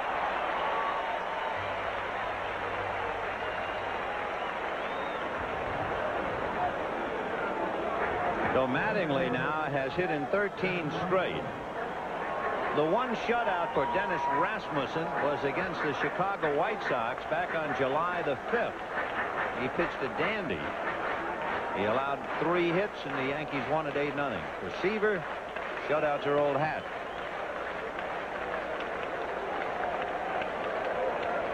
The Yankees 8 hits, at least 1 hit in every inning.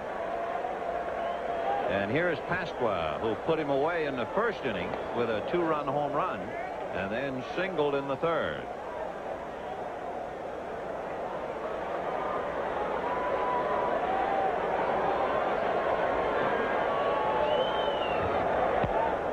Chopper foul.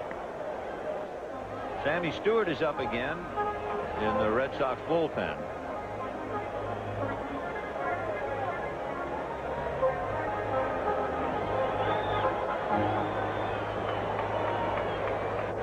Calvin Schiraldi warmed up last night, and John McNamara said he didn't warm up well. I'm going to give him today off, no matter what. Oh, good off-speed pitch for a strike. Not that you would see Schiraldi at this time of a game with the Yankees leading 4-0. And I think the Red Sox and John McNamara feel they finally have another Raditz or someone like that. Finally have somebody who can really bring it. High drive the other way to left, going back because he got no jump was Rice, and it's going to bounce over the fence for the ground rule double. Jim Rice never picked the ball up, and by the time he broke, it was over his head. And there are runners at second and third. Pasqua gets a tough break because he loses an RBI. Ball was really hit, a slow curveball. Rice looks for that fence, but he knows it's going to be over his head. He's ready to play the carom, but good break for the Red Sox. And it goes into the stands. It's a ground rule double. It goes right over his head. He's ready to play the carom. John McNamara is making a walk out there. Seaver has been singularly unimpressive since the start of the game. He has allowed 9 hits. He has 2 strikeouts, and he's done. So Sammy Stewart will be called in from the bullpen, and Tom Seaver leaves the scene in New York. You're about to discover one reason no other long-distance company can. Sammy Stewart coming in, as you can see, a record of 4-1. He doesn't work very much. He has averaged a little more than 2 innings in appearance. Though Stewart with runners at second and third. One of the big stories here in New York, of course, would be the designated hitter. In this game, you have Mike Easler for the Yankees and the former DH for the Yankees, Don Baylor. So we thought we would compare the trade for you. One other thing for Baylor, because of the Steinbrenner quote about his bat will be dead by August, of those 28 home runs, Baylor has hit 9 since the 1st of August. And in the home run and RBI department, that's the best since his MVP year. So the Yankees trying to blow the Sox out of the water here. 4-0 New York. They have already dispatched Seaver, and Mark Sullivan going out to get his sign squared with Sammy Stewart. You know, you talk about Baylor, of course, all the publicity about the leadership he brought to the clubhouse. Jim Rice really, in his own silent, strong way, the leader, but with Baylor coming over there, it's almost like Baylor's become the enforcer. So the leadership is still there from Rice and augmented by Baylor and enforced by Baylor and Rice, so they got it going with that kangaroo court. Well, they've got some talent. Coming into this game, for instance, Rice had more hits than Boggs. High drive into deep left center field. Back goes Rice. Back goes Armas. It's over the glove of Rice. That gets one in, and that's all on a 410-foot double by Mike Easler, who, by the way, has now hit in 7 straight games. Well, you could chop that one up for a week. If you chop that into singles, you'd have a hitting record going. Rice, you can see where he is. He's only 2 steps, and I mean it almost hits that wall on the fly right next to the 411 mark.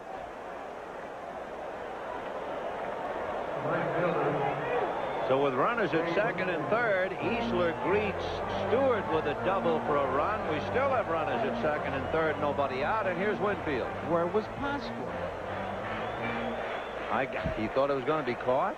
He must have. He's at third base. I could have gotten a third. Dave Winfield flied to right and struck out. Probably Easler might ask Pasqua, where were you?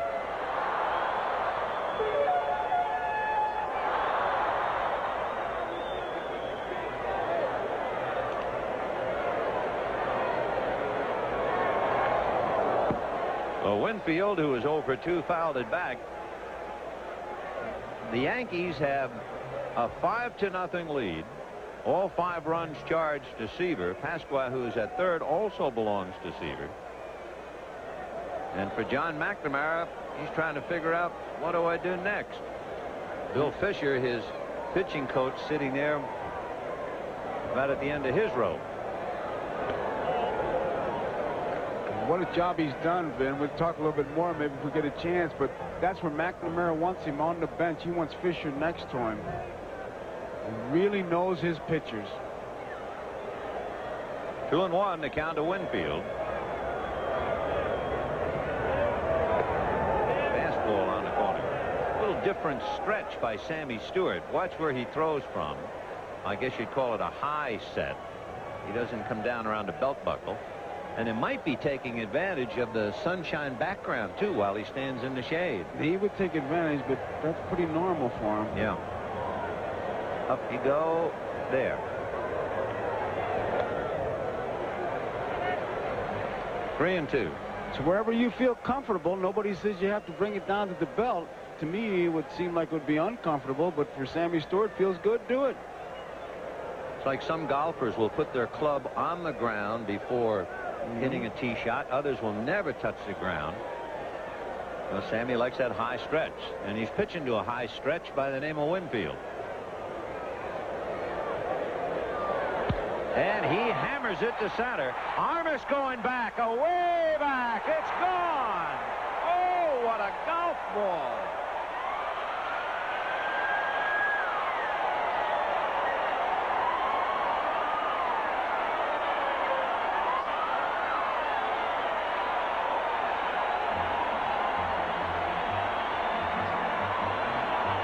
Chop that one into singles and you'd have some year. Over the dead center field fence. That was a rocket. It looked like a stream of milk. It was just wide all the way. Wow, did he hit that ball. I don't think I've ever seen one hit that hard. Take another look at this thing. It's just your basic 425-foot line drive. Brother, if there's any doubt about what Rice or Armis's numbers are, those last two balls that were hit will tell you. So 6 runs charged to Seaver, 2 runs charged to Stewart, and for the Yankees, they present the Red Sox with a slice of humble pie, at least for the day. Remember, the Yankees have lost 5 out of 7 and 4 straight in Yankee Stadium to Boston. So they're trying to return a lot of favors today. What was that hit? Oh. That didn't get up or down. He just got out. Can't believe it.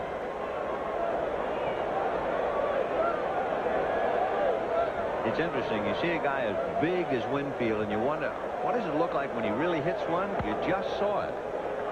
That thing's rattling around the monuments out there somewhere. Dave Winfield. Oh.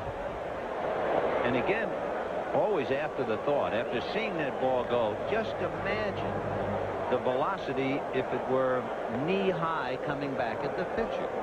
You just see a pair of shoes there. Terrifying. Foul ball. For Dave Winfield, he has 21 home runs, 88 runs batted in, and a big smile. Yeah, we'll send that to the art gallery.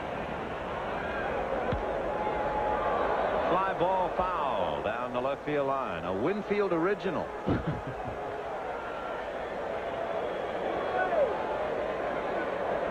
Well, it's 8-0.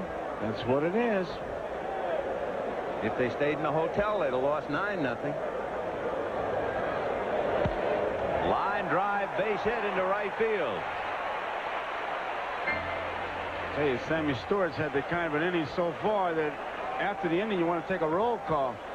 He's come in and given up a double to Easler for an RBI, and that one went 410. A line drive home run to Winfield that went 425. A single to right by Pagliarulo, and a migraine to John McNamara. Here's Willie Randolph. Flied to right, single to left. 8-0 Yankees. Strike. A couple of final scores for you. Detroit finished off Baltimore. In those 3 games, there were 13 home runs hit. 7 by Texas, 1 by Baltimore, 1 by Detroit. That gives us 9.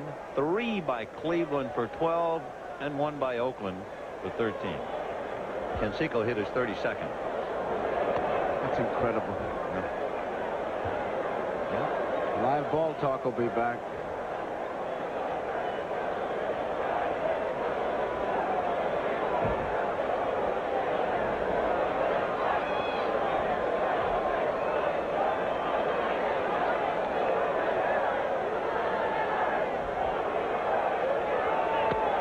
That's in there. Of course, remember, of those 13, 7 of them were hit in the great indoors of Minnesota. All bets are off. Pagliarulo at first. Nobody out. 8-0 Yankees. And that's hit to left field. Coming up is Rice to play it on a bounce. That's 6 consecutive hits. Mattingly single. Pasqua doubled him to third. Easler doubled in Mattingly. Winfield homered to center. Pagliarulo singles. Randolph singles. And McNamara sends Fisher out to the mound.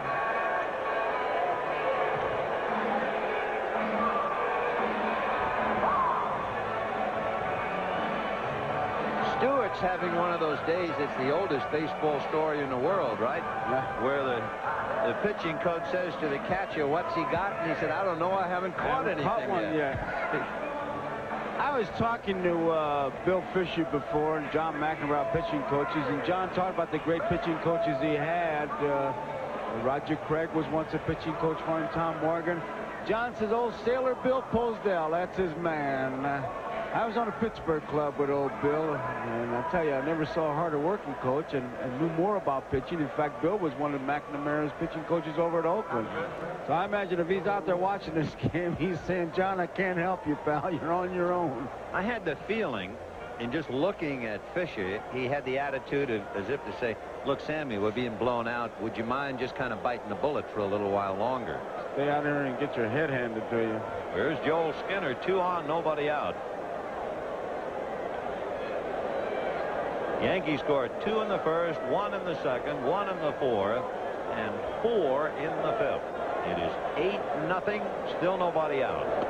Right.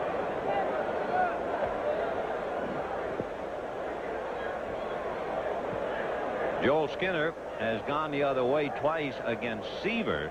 He flied to right and grounded to first. We'll see what he does with Stewart. 1-1. One of the many rumors that you hear that the Yankees would like to get a left-hand hitting catcher like Terry Kennedy of San Diego, but that's just one of many rumors.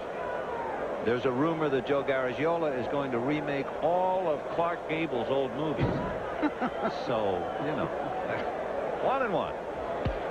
Up the middle, there's Owen on the bag for 1, doubles him at first. So there's always somebody on the outside of the candy store, and it's Joel Skinner. So 2 down, Pagliarulo at third. Yankees leading 8-0, and Wayne Tollison coming up. You ever go to a buffet and see all the food and you can't eat? That's what Skinner's just went through. I've been through that. Everybody's getting a hit. You can't wait to get up there. Not only do you not get a hit, you get into a double play. Yeah, you're the poor kid with your face up against the window looking in at the candy store, and all the kids are having a ball. No, they're letting you inside. That's even worse. That's worse. And they're saying, look at all that food. You say, you can't eat, pal. So Skinner 0 for 3. Well, if he has the personality and the inner strength of his dad, he'd be okay. Tollison single to center, single to right. Wayne is 2 for 2. And would you believe he has been a .400 hitter against Boston pitching this year? 2 for 2 today.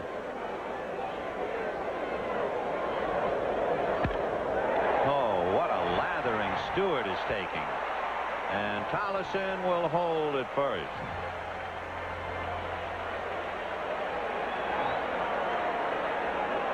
This was a fight.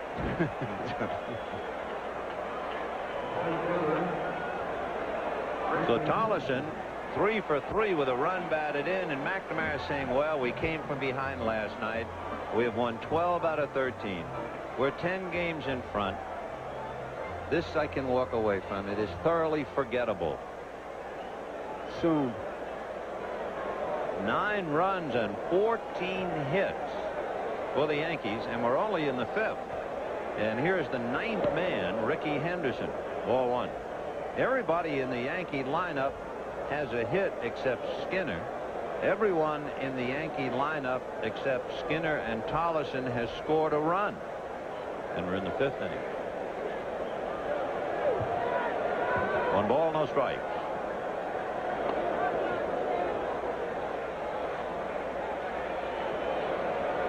Cincinnati, that's Tom Browning, the big left-hander against Bob Welch, and they picked up 3 in the 6th inning to lead 3-0.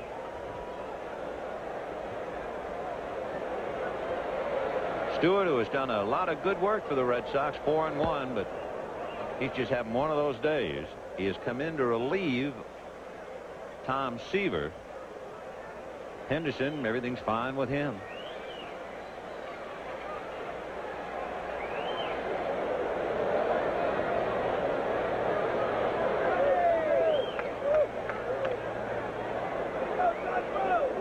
Henderson, just one of 3 players in Major League history with 20 home runs and steals 60 bases.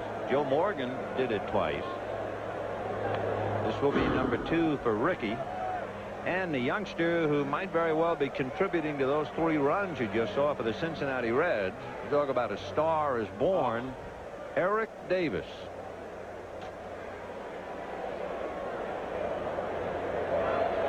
2-2 to Henderson. Got him looking. So for Sammy Stewart, mercifully, the 5th inning has come to an end. Dave Winfield can go look for his ball. And here's another edition of Baseball Remembers. Old Spice presents Baseball Remembers. Brought to you by Old Spice Solid Antiperspirant. It keeps you so much drier, you just might want to switch from your old antiperspirant mid-stick. Enos Slaughter remembers his mad dash to home in the final inning of the 1946 World Series. I led off the inning with a base hit. Karaska tried to sacrifice me, and he popped up. Del Rice, he flied out to left field, and then Harry Walker, I was stealing. He hit this looping single into left center. Well, I said to myself, I can score. And as I rounded second, the ball was just hitting the ground in left center, and I never looked up. All I was thinking about is taking Roy Partee, the catcher, with me on into the dugout. Of course, Pesci catches the ball, and he turns towards second. And in the meantime, I guess he sees me going home, and he kind of throws a shot put at home, which I beat the throw by at least 6 feet. Once guys try the 24-hour protection of Old Spice Solid, they may give up their usual antiperspirant mid-stick. Your dad, only used twice. Very short strokes. Fact is, none of these solid antiperspirants help stop wetness as well as Old Spice Solid. These deodorant sprays can't block odor better than Old Spice Stick. So switch now. Sarge, for you. Hardly used. Kind of like your comb. Switch to 24-hour Old Spice, antiperspirant or deodorant. Be sure to join us tomorrow. Exciting NFL action, and Sunday kicks off with the NFL 86 at 12:30 Eastern Daylight Time. Join host Bob Costas along with teammates Ahmad Rashad, Paul McGuire, and Frank DeFord for all the latest news and scores from around the league. It's a rematch of Super Bowl 18. The Raiders, led by Marcus Allen, rumble with the Redskins in the nation's capital. The San Diego Chargers, led by quarterback Dan Fouts, invade the New Jersey Meadowlands to battle the Giants. And their tough defense, led by Lawrence Taylor. So check your local listings for the game and time in your area. Your team plays right here on NBC Sports.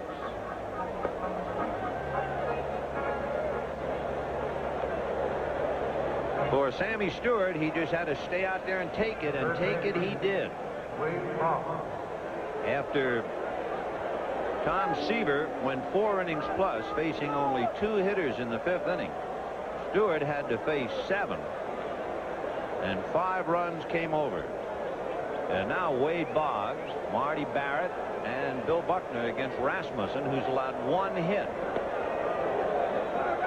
For those who have read in the paper about reports attributed to Dallas Green about playing late afternoon games in Wrigley Field, Chicago, a high overhead shot of Yankee Stadium right now would give you just a slight indication of what would happen. It is really hard to see the ball. Ground ball up the middle. You have shade, bright sun, patches of sun. There it is.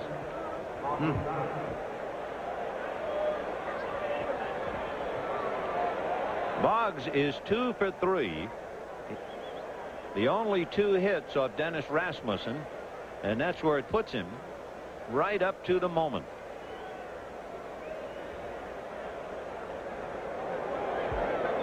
Marty Barrett flied to left, flied to center.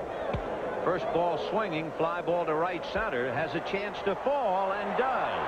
Backed up by Henderson, stopping at second is Boggs. Tell you, we think a 9-run lead is safe, but the way it's looking, you know, a couple base hits, somebody pops one. Here we go. Looked like either Henderson or Winfield could make the play, but she drops, and they've got base runners on first and second.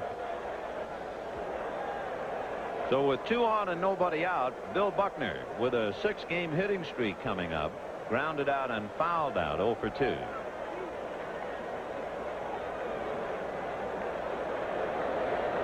Nine runs, 14 hits for the Yankees, including home runs by Pasqua and Winfield. They've had doubles by Pasqua and Easler.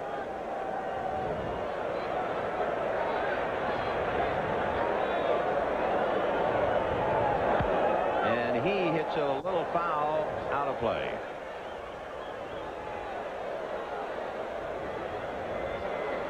An explosive ball club. Of course, down 9-0. That's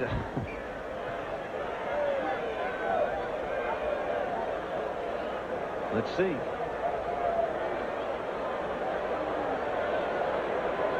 It's tough to hit a home run with 8 guys on. Wait till I look it up. 1 ball, 1 strike.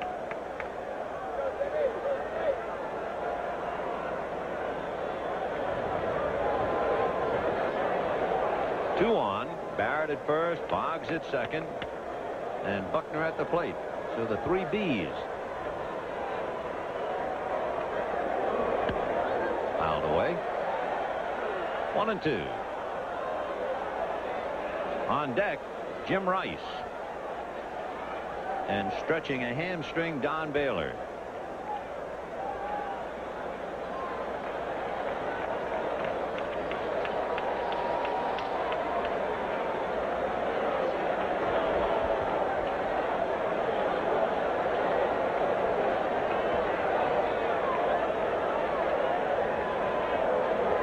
Breaking ball got away from Skinner, and the runners move up. And he might have just had trouble seeing that ball because it hit him on the mitt. Either that or crossed up because it wasn't that bad. No, it wasn't that hard. He doesn't seem to shift. He kind of reaches for it. Oh, he just played it badly. Yep. And it is a pass ball. And I think, again, that presents some of the problems with that brilliant background of sunshine. I can't blame it on that, man, No? because you know what's coming. I mean, you're not looking into bright sunlight. And there's a wild pitch. So a run comes in. Boggs scores. Barrett goes to third. And it is 9-1 Yankees. That's the wildest thing this side of Barnum and Bailey. No doubt about this being a wild pitch. He got no chance. Way out there. Breaking ball. Bounces over the glove. He did shift out there. So Skinner goes in the crouch and wigwags out to Rasmussen. Okay, that's 1 for you and 1 for me. Now let's start playing baseball like the big guys. 3-2 to Bill Buckner with Jim Rice on deck. And it's looped to short. Lost in the sun by Tollison. The run is in. I tell you, in this kind of lighting, it could be a circus. So Buckner is now hitting 7 straight thanks to the sun. Tollison would have caught that ball otherwise. There's where he gives up. He just doesn't see it. He doesn't have any idea. Lands behind him, base hit. And now you got the gunners coming up. Rice, Baylor, Evans, Armas. And down in the bullpen, Brian Fisher begins to loosen up.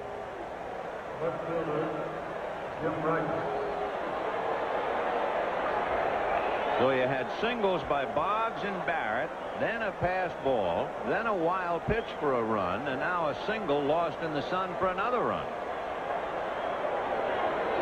Fouled away.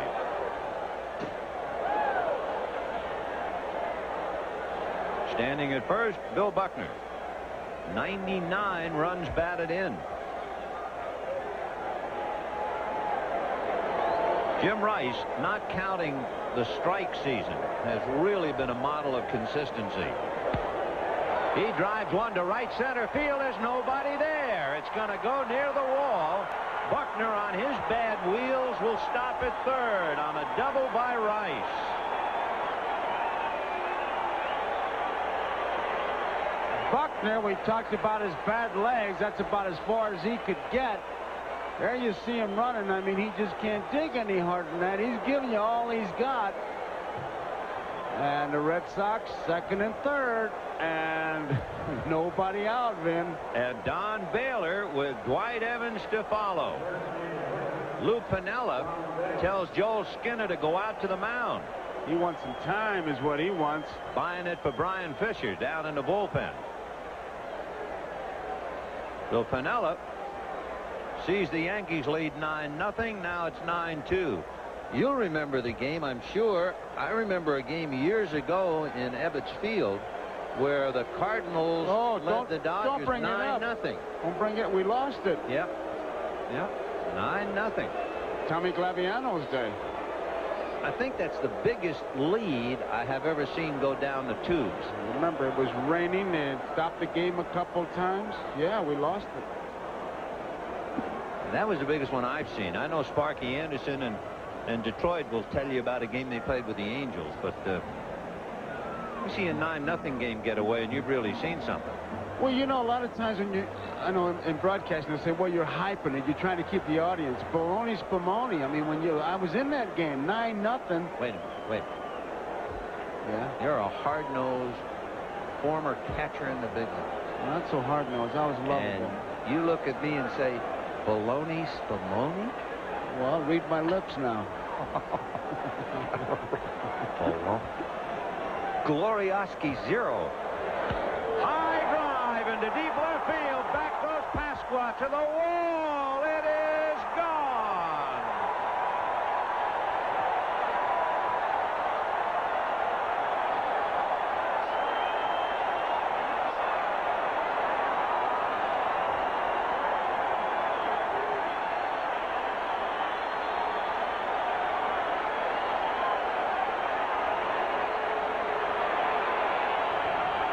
Plenty of Red Sox fans here, Vin. They're all standing in an upper deck cheering. I didn't know they were here until just now. That's right. And it is 9-5 Yankees. And we'll take another look at Baylor's home run.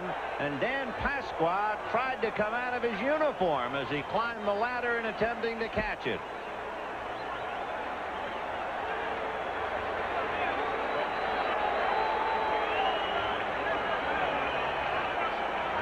You know what's the real killer? If you're Dennis Rasmussen, I mean the real killer.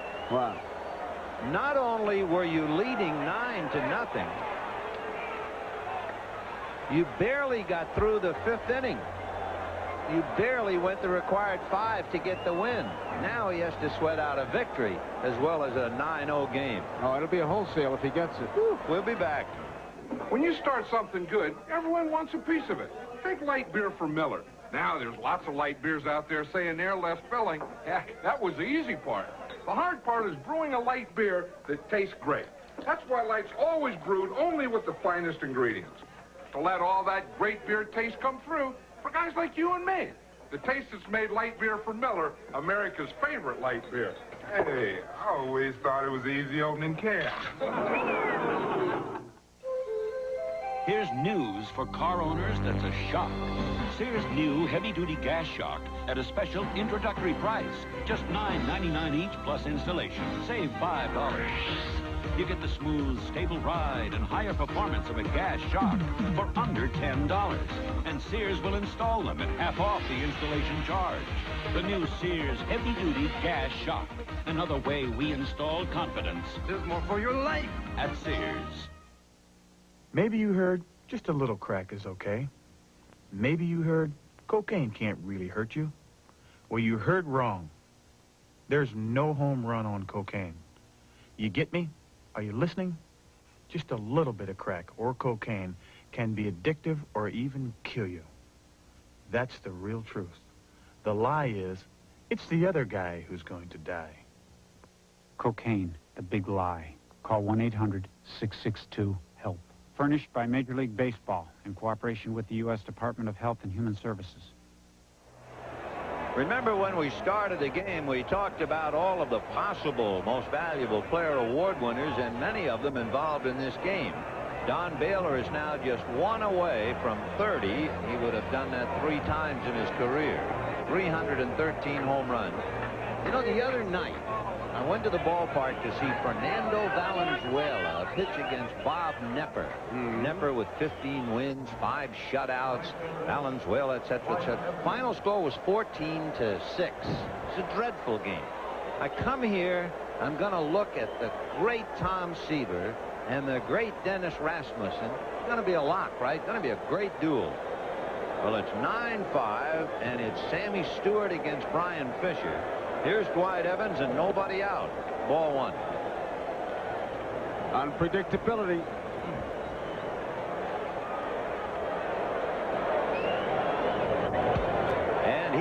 Here's one behind short, base hit.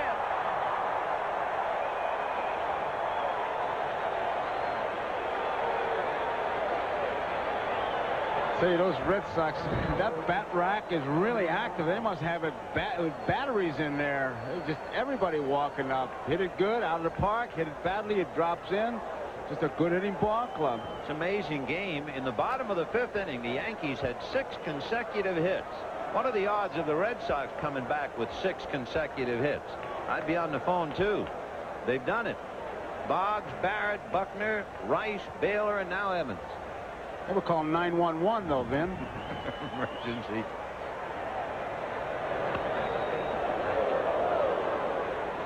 Oh, 0-1 to Tony Armas.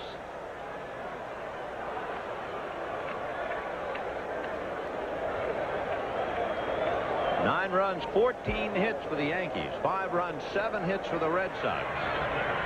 Standing at first, Dwight Evans.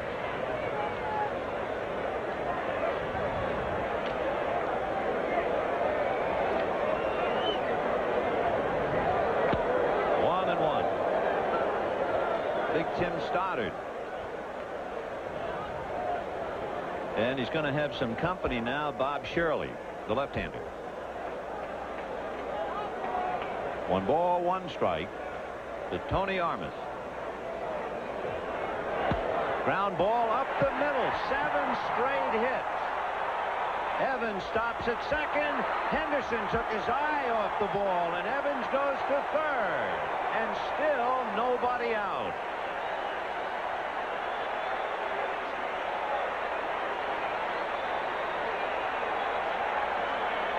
There's Henderson getting the ball. Now, he was watching the runner, doesn't have the ball. And that means that Evans looked like he was going to stop. Does. Sees what happens and shifts gears, and boom, he's at third base. Mark Sullivan is due up, and Rich Gedman is going to come up and bat for him. So Sully will give way to Gedman, who will then stay in the game and catch.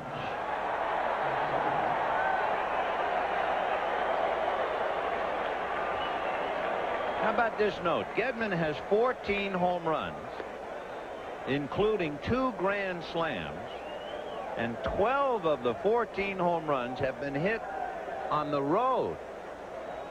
And here he comes. With first and third, nobody out.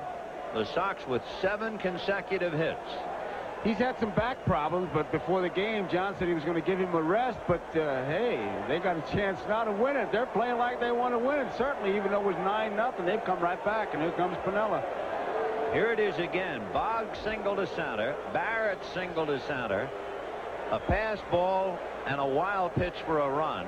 Buckner single to left, scoring Barrett. Rice doubled to put runners at second and third. Baylor unloaded a 3-run home run. Evans and Armas single, and Bob Shirley will be brought in. Don't go wandering off.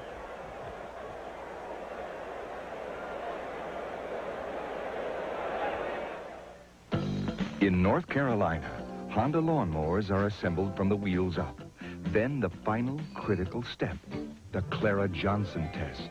If Clara pulls and it starts, it's a Honda. Ship it. Feel the power, feel the heat. Kick of energy from good whole wheat. Name is Wheaties, not too sweet. Just a big bad hit of good whole wheat. Hello milk, turn it on. Wheaties keeps you keeping on. Fulfilled all out good whole wheat. Now go tell your mama what the big boys eat. America rides Monroe. America rides Monroe. On the road, the way to go. America rides Monroe. More people ride Monroe shocks and struts than any other brand. And right now, get up to $20 in rebates. Get $2 back on each Monroe Matic Plus. And $5 back on each Gas Magnum or Gas Matic. They'll give you the best ride ever, guaranteed. On the road, the way to go. America rides Monroe. 2 out of 3 Indy drivers rely on STP oil treatment, because when it comes down to it, STP adds extra lubrication to reduce engine wear in whatever you drive. STP is the racer's edge. Presenting the NFL 86 team, Ahmad Rashad with interviews and features, Frank DeFord, commentary and essays, Paul McGuire with predictions and analysis, and our host, Bob Costas. NFL 86, it takes a colorful team to cover a colorful sport. It has become baseball's version of Can You Top This? The Yankees scored 5 on 6 consecutive hits and 7 hits in the bottom of the 5th total. And the Red Sox now on the top of the 6th, 7 consecutive hits. Now, the last time it was done, it was in the American League in 1983, Detroit against Baltimore, 10 consecutive hits.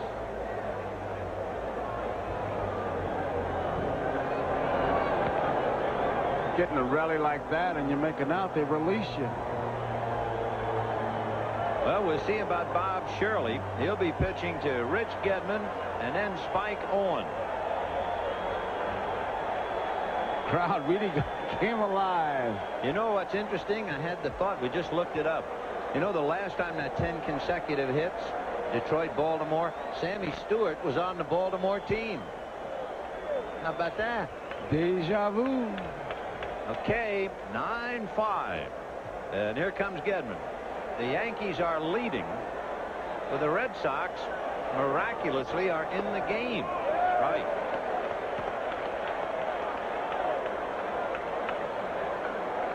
Standing at first, Tony Armas. Dwight Evans at third. 1 ball, 1 strike. Bob Shirley 0-4.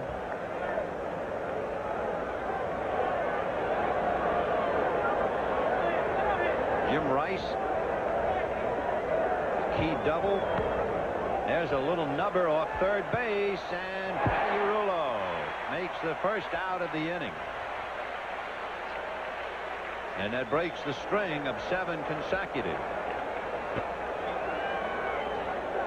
He had a pretty good run for that one, and Gedman hit it right off the thumbs.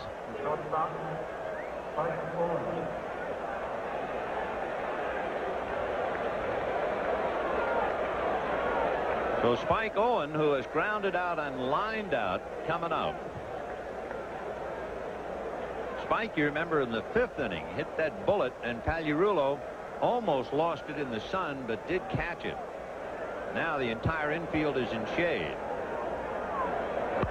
And there's a fly ball into left center. Pasqua going over and deep, makes the catch. Tagging up is Evans to come in. It is 9-6 Yankees.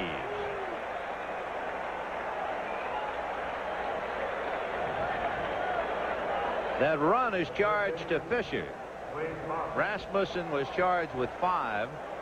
And the batter is Wade Boggs, as Piniella alone with his thoughts in the dugout. We talked about it earlier, Vin, about this Red Sox ball club. The 2 big things that they were able to withstand the charges and their ability to come back. And they're certainly showing it right here, how they can come back. I mean, they're in the game. It's hard to believe they were down 9-0, and they've scored 6 times in the 6th. Right. Second division club, you're down 9-0. You call in the dogs and put out the fire because the hunt's over. But these guys, no way. Boggs grounded to short, single to right, single to center. So Fisher had to give way to Shirley, and Bob trying to restore order here. Sidearm. Ground ball to the right side to Randolph. The 3rd out. That's better than a high 5. That's a big 6. And it's 9-6 Yankees. Chocolate is scrunches when it crunches. That's why I love that crunch. Milk chocolate, so creamy, blending crispies, ooh, so dreamy. Here when the Raiders battle the Redskins. Before your team takes the field, our team hits the air. NFL 86.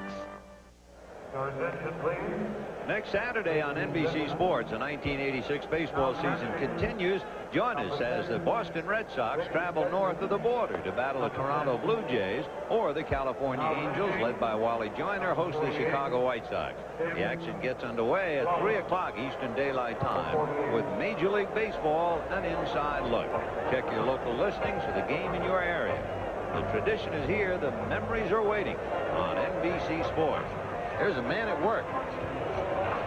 Shaving the handle of the bat to get the right feel. Now, it could be his bat, it could be somebody else's. Our cameraman says it's Buckner's bat. And he's getting some verification. You think it's down far enough. Good hitters do that. Musial used to really, he'd get a thin handle. It was the S2 model in those days. He'd shave it down. I'm telling you, you'd get your hands around that bat. You'd almost dig your fingernails into your hand, but that's the way he liked it. Baylor, just to refresh your memory, came up in the 6th inning and hit a 3-run home run to drive in half of the 6th. He's got sandpaper now, and batters use it for the bat. Some pitchers use it on baseballs. Really? Really?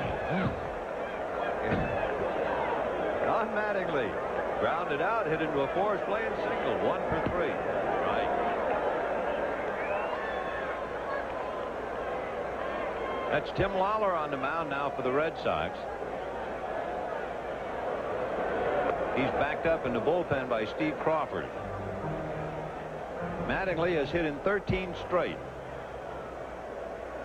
9-6 Yankees, bottom of the 6th. Fouled away.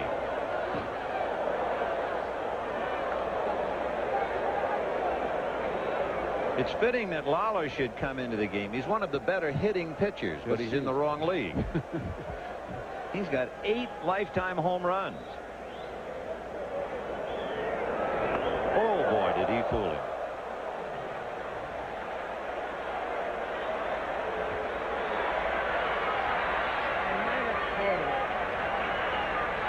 Let's shade that handle down a little. Watch this handle be shaved. He's bearing down on him, but you're not going to see that often. I'll tell you, completely fooled.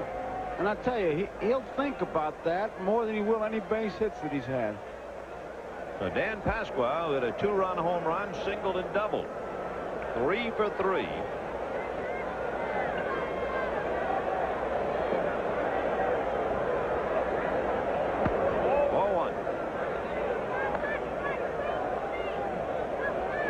You can really see why those Yankees face a lot of left-hand pitching now. 0-2. 9 runs, 14 hits, 2 errors for the Yankees. They've had home runs by Pasqua with a man aboard, Winfield with 2 men aboard, and they've had doubles by Pasqua and Easler.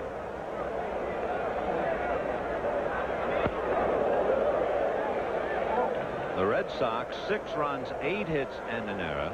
They've had a 3-run home run by Baylor and a double by Rice.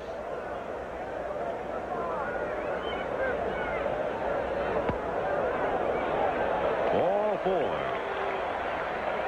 Can it be? Yep. With everything else that has happened here, that's the first walk of the game. We did have a hit batter. Mike Easler grounded to third, grounded into a double play, and doubled. He is hitting 7 straight.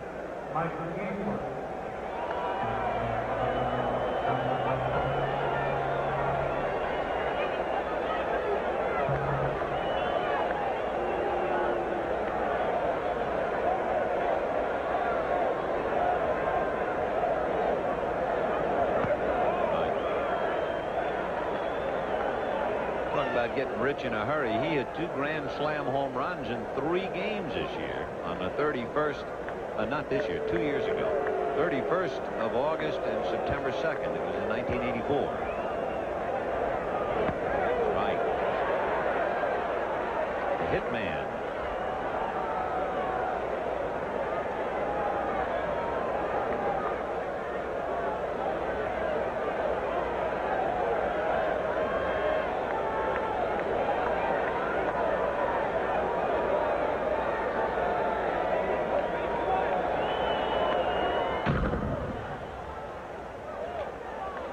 battle of left-handed relief pitchers, Bob Shirley and Tim Lawler.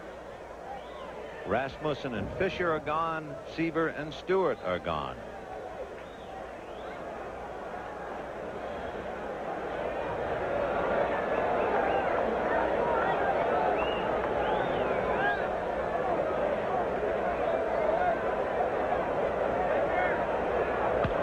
Ground ball to Buckner. He'll go down to short for one. The return throw is late. That's the second out. 3-6 force play. The throw was almost a wild throw, and Joe Altobelli, the first base coach for the Yankees, number 48, he'll really bail out to get out of the way of it. Well, with Buckner making the play, the pitcher's covering, and you can see it was off the bag.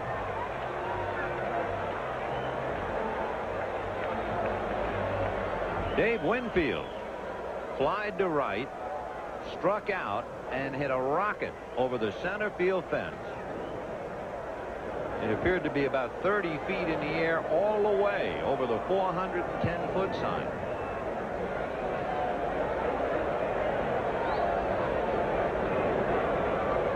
Nine-6 Yankees in the sixth. Gedman, of course, wearing the tools now for Mark Sullivan.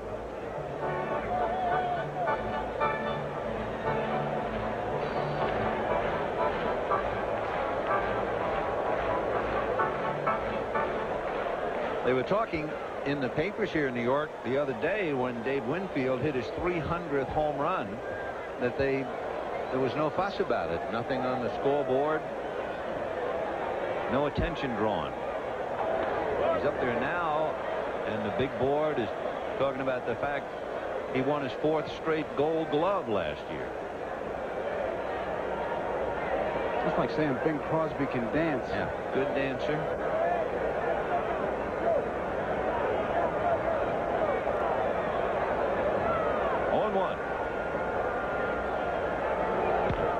Chopper to shortstop. Owen kicks it, recovers, throws on a bounce, and it gets by Buckner. Sliding into second was Easler. So he was in the dirt. And let's see. Lou Piniella, I think, figures it's a wild throw and that Easler should be awarded the base. Easler went sliding in on the throw to first. So Mike never saw the play. Talking about 1-1 is what he's talking about. Barron says, well, he should get second base, and that's it. No, Piniella wants the run. Piniella wants the bonus. Yeah, he wants him to come all the way home. He's going to get it, too. And McNamara saying, wait a minute, where's he going? He's got him on the beginning at second base.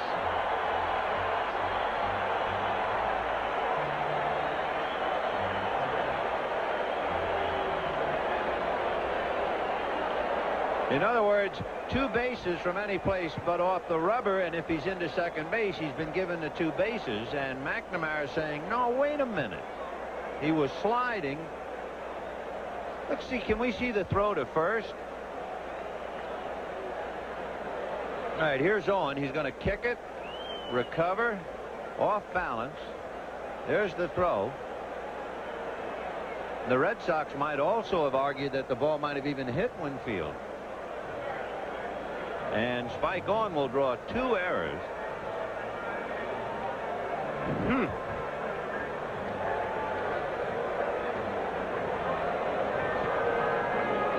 The ball evidently, when we last saw it, because I was watching Easler sliding into second first of all, just to complicate matters, a fan might have touched the ball. Little boy caught it. Yeah, which of course would make the ball automatically dead. And that would be the bone of contention. They are going to send Winfield back, and they're going to make Mike Easler go back because of the fan touching the ball. Now we got another argument. And now Piniella's going to come out and say, wait a minute. But I think that's about what they're going to do. Rule the ball dead as soon as the fan touched it.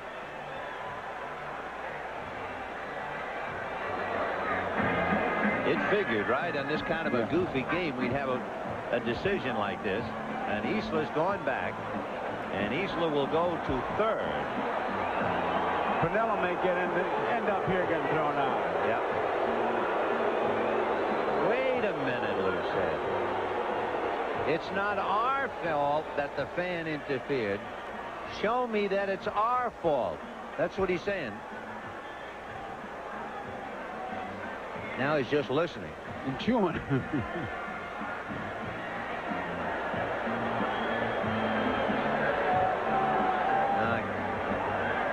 Every umpire's judgment, and he described the umpires before he dangled a participle.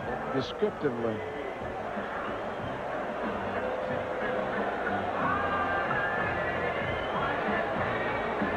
George Finkel and Harry Coyle at the controls. Is there any way to see the ball? I know we're going to see Easler sliding into second. Yeah. Keep your eye on the ball now. And look over in the right-hand corner as Owen picks up the ball. Easler is going to be sliding. Now you would see that. Now let's watch the ball. Little boy in a blue, there he is. Right there. In a blue jacket. He caught it. He missed one earlier, and he made a good play on that one. Now he boots the ball here, and Easler goes sliding in. All right, there's a drive off the bat of Mike Pagliarulo, and it's into left field for a base hit. Scoring is Easler. Going to third is Winfield, and it is 10-6 Yankees. So they finally get the run home anyway. So if you're keeping score, Spike Owen charged with one error, allowing Winfield to get aboard, and Easler taking second. Then another error on the throw to put runners at first and third, and now the base hit for a run.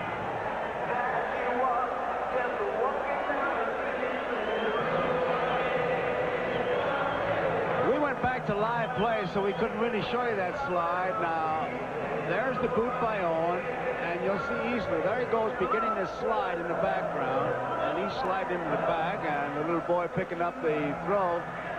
Really complicated matters, but Pagliarulo solved it all with a base hit. In a tidy 10-6 Yankee lead in the bottom of the sixth, we shall return. Night training. It never stops for Mr. Goodwrench. Cars change, he changes. He picks from over 100 General Motors service schools to stay on the leading edge of service technology. He keeps up with fuel injection, turbocharger changes, new electronics, transaxle advances, you name it. He's trained to be good. He's trained to stay good. Mr. Goodwrench. No one knows your GM car better. No one. In the look-alike world of financial services, one stands out. It's one of America's strongest diversified financial experts. A fortress of insurance protection for group medical care and employee benefits. A master architect of financial growth in pensions, mutual funds, and real estate investments. It's the Travelers. Have you looked under the Travelers umbrella lately? Got a problem with the old TV? Since you usually can't trade it in, maybe you've hung on to it a little longer than you'd like.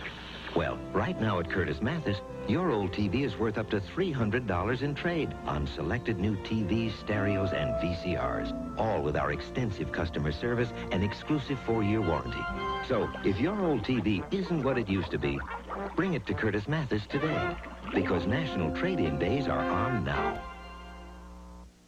An American tradition continues. 1975 brought one of the most memorable moments in World Series history. Carlton Fisk's game-winning homer sent Fenway Park into a frenzy. Next Saturday, the Red Sox road to the pennant travels through Toronto as they face the Blue Jays, plus regional action. The tradition is here. The memories are waiting.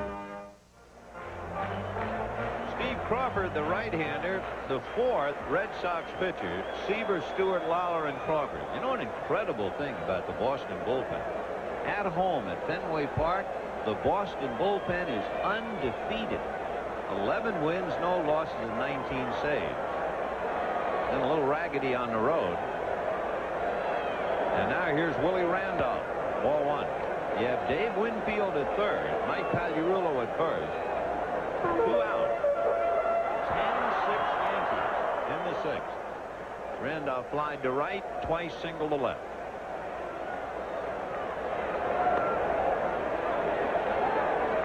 2 balls, no strikes. There's really no telling when these two clubs get together. Oh, it's wild. If you saw the score, you'd figure the game was played in Fenway Park. Or a telephone booth. And a busted back blooper, base hit. In comes Winfield, Pagliarulo to third, 11-6 Yankees. On a broken bat blooper. The bat almost went as far as the ball. The umpire's picking it up now at shortstop. And that ball just didn't make it to the outfield. He really snaps that bat in two. Watch this. Look at the bat, how far it goes. Live bat, dead ball. That run is charged to Lawler. So Seaver was charged with 6. Stewart was charged with 3. Lawler's been charged with 2 to account for the 11.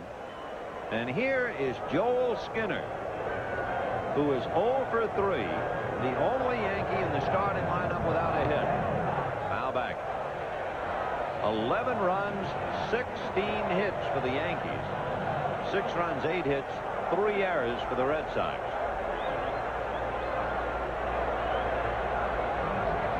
Two out in the inning. Randolph at first, Pagliarulo at third.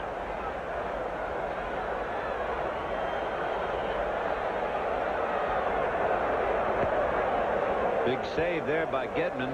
Boy, that's a wild pitch for another run. Then it would only make it a close 6-run lead. The football score, 12-6. 1-1 to Joel Skinner. In there. Well, you were talking earlier about how far away he stands from the plate. He probably thought that was outside, and it looked like it was right down the middle. It looks like he's trying to wait on the ball and trying to drive it from center field to the right field line. They're giving him a lot of room in left center field, playing him towards the line in right field. And the drought continues for young Joel. However, the Yankees come right back with 2, and at the end of 6, 11-6 New York. We'll be right back after these messages from your local station. Tonight, guess who's following the Golden Girls? Lonnie Anderson. Right, and she's got a couple of golden guys of her own. I'm excited. Easy Street premieres tonight. You don't turn your back when a friend needs a hand. You gotta help a friend out any way you can.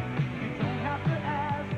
They're always right here where you count on each other. And Miller's will be here. Miller's made the American way.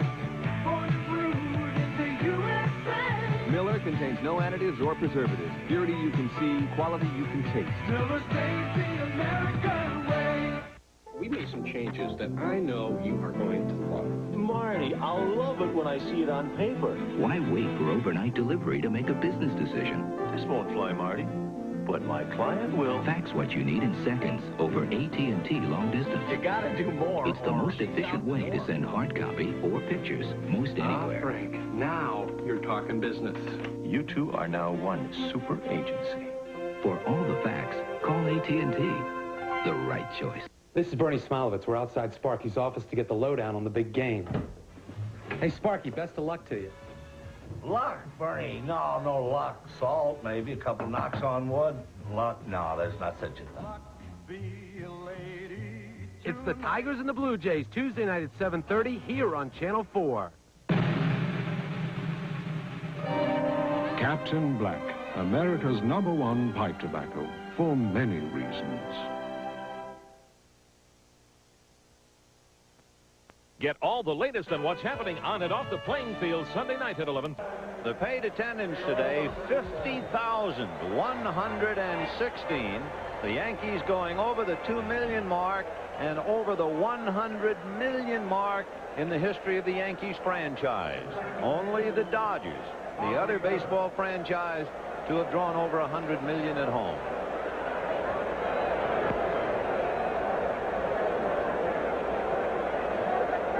One ball and no strikes.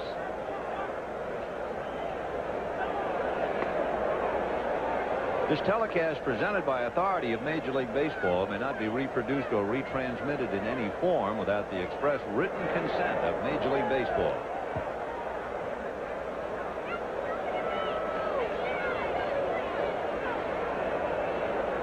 Marty Barrett is flied to left, flied to center, single to center, and hits one in the air to right center. Coming over is Henderson. Now, if there was ever a day that the ball would fly out of his glove, today would have been the day. Would it be today? Yep.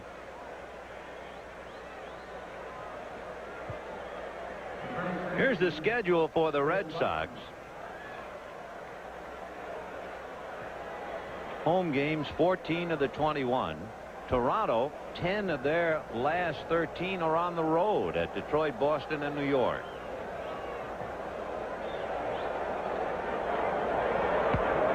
Ball one to Buckner. Buckner grounded to first, fouled out, single to left. So Billy Bucks is hitting 7 straight.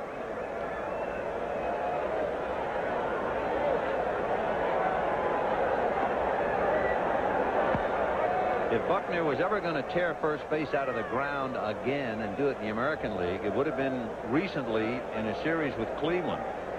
He was at first base, and Joe Carter, the first baseman, asked him a question, and he instinctively stepped off the bag to answer. Bingo. Got him. Got him.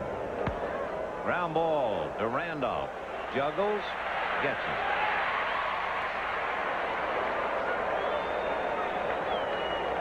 If you're going to juggle a ball, that's the way to juggle it. He's in control of it, even though he didn't grab it cleanly. Now watch it. Up she comes. And being the veteran he is, he also knew it's Buckner. I don't have to really hurry. No panic. Jim Rice grounded out, was aboard on an error, and doubled in that wild 6th inning. So Rice 1 for 3. Right. In the bullpens, Brad Sellers for Boston, Dave Righetti for the Yankees. Henderson is really having some problems as we look at that bullpen, looking in to see the batter. Look how he's playing out there, man. Sideways. Yeah. Watch, he gets down. He's having some real problems. Yankee Stadium, where center field is the sun field. Of course, local time, too, 5:49 in the fall. And there's just a sliver of bright sunshine, and Henderson is right in the middle of it. It was the birth of the great Yogi Berra-ism about left field. It gets late early out there. Yeah.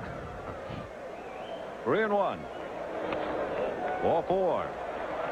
So a 2-out walk to Rice. And that will bring up Don Baylor. It was Baylor who rejuvenated the Red Sox. He had popped up and was hit by a pitch, and in the 6th inning, he hit a 3-run home run, his 29th of the year. Ball 1. He obviously was working on somebody else's bat, because that was a Black Beauty bat that he was shaving, and this is the regular bat that he's been using. Ball 2. I was thinking about Dave Righetti throwing in a bullpen in a game that saw the Yankees leading 9-0. Now leading 11-6. Fouled away. Tell you something about the way they feel about the pitching. Well, how about this? Righetti has saved the last 13 Yankees wins. He is 21 for 21 in save opportunities. Check swing, slow roller to third. Pagliarulo on the run, gets him. So they leave Rice, who walked. At the end of 6.5, it's 11-6 Yankee. And now here's another edition of the 7th inning stretch. Gatorade Thirst Quencher presents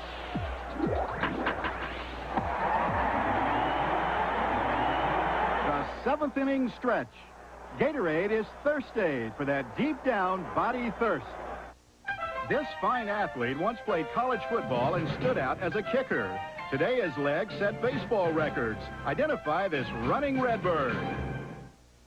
This summer, people have been drinking ice-cold Gatorade Thirst Quencher more than ever. So much more that Gatorade people have trouble keeping bottles on the shelf. But that doesn't mean there isn't any Gatorade. Because Gatorade is an instant powder, too. One canister makes 8 full quarts of ice-cold, refreshing Gatorade.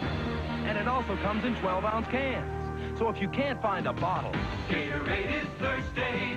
grab a canister or can. For that deep down body thirst. Ah. The legs belong to the St. Louis Cardinals' Vince Coleman, and they have carried him to amazing heights. Simply put, Vince Coleman was born to run. In 1983, Coleman set a professional baseball record with 145 steals in the minor leagues. Last season, he shattered a Major League rookie stolen base mark, and a future of blazing glory seems assured. Here's to the new leader of the pack, Vince Coleman.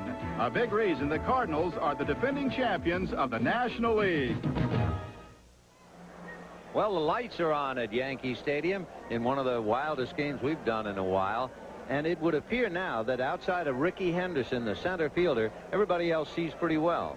It looks that way, but it could also be a game where we've seen guys lose it in the sun. The way it's going, we could maybe see a guy lose it in the moon. Do you think about that? Meanwhile, we got a long way to go because we're going to the bottom of the 7th inning. The Yankees are trying to hold on to only a 5-run lead. Only is right, too. Nothing is safe today.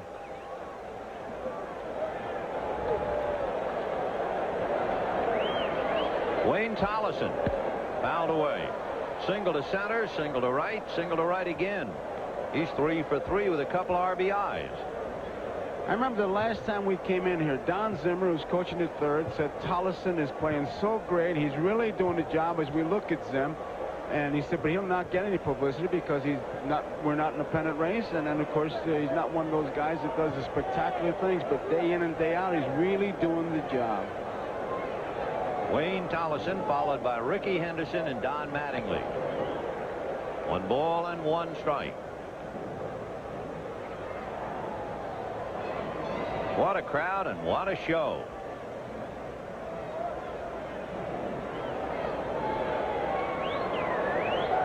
Ball 2. 50,116. And it's been a carnival. 17 runs, 24 hits, 5 errors, 3 home runs.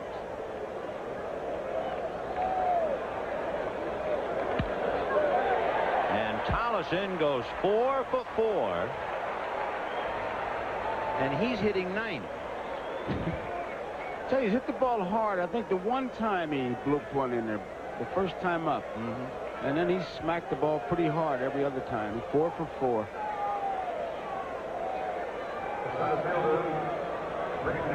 Ricky Henderson aboard on the error. That was the beginning of a rough day when Wade Boggs backed up, let the ball play him, and went on by.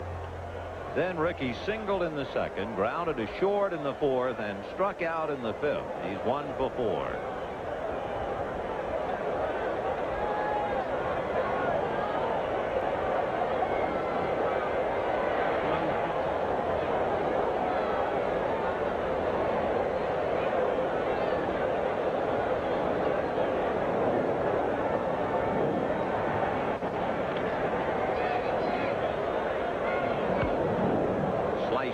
Into the seats off first. It's kind of a weird swing. Looked like he started and decided not to and just kind of put the bat on the ball and hit a line drive foul. Ricky went through a bad time here at Yankee Stadium. He was hitting around 228 at the ballpark. He's acting like he's having trouble seeing. And of course his problems with the bat adversely affected the performance of the hitter behind him, Don Mattingly.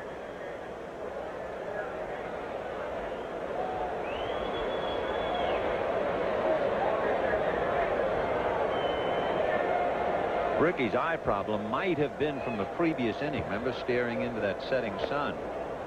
1-1.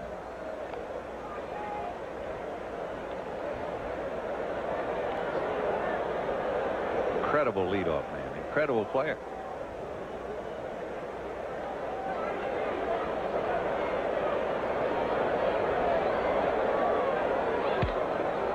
Little pop fly back of first down the line. Marty Barrett has the only chance, and he can't get it in foul ground. Foul ball. So Wayne Tollison will come back from second base. Marty Barrett, the only man with a chance, and it looks like he thinks he's got the play locked right here, but it seems to drift away from him and just barely foul. I think, too, it's one of those visiting player mistakes where he knew as soon as he was crossing the foul line that he was running out of real estate, and he was extremely conscious of that, because once you get across that right field foul line, you have a tarp and then the stands.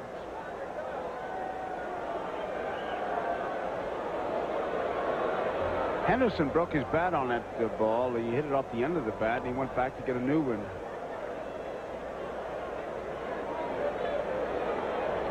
Seaver, Stewart, Lawler, and Crawford. Steve Crawford out there now.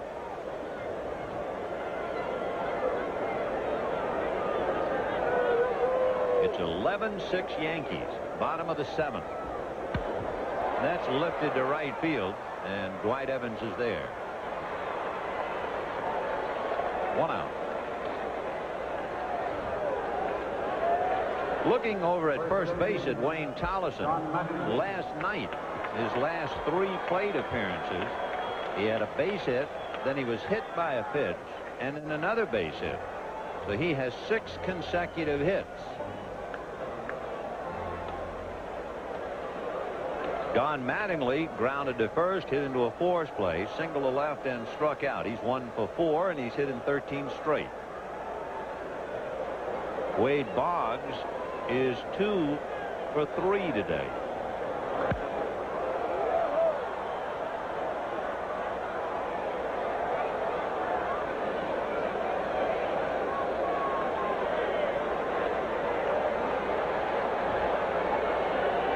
Boy, what production. Oh, you talking about from the truck or on the field? Both. Oh, okay. 3 straight years of over 200 hits. The last Yankee to do that, Lou Gehrig. 0-1. Off speed. Flagged nicely by Barrett for 1. Oh, what a picture double play. I'd like to see that tag at second base, though. Marty Barrett taking a base hit away from Mattingly and turn it into a double play. We'll be back. Bye-bye. Bye-bye. Ford Tempo has the unusual ability to transform your daily drive into an intriguing experience. Fuel injection, precise handling. Even Tempo's shape has the ability to help it manage the road and drive like a dream.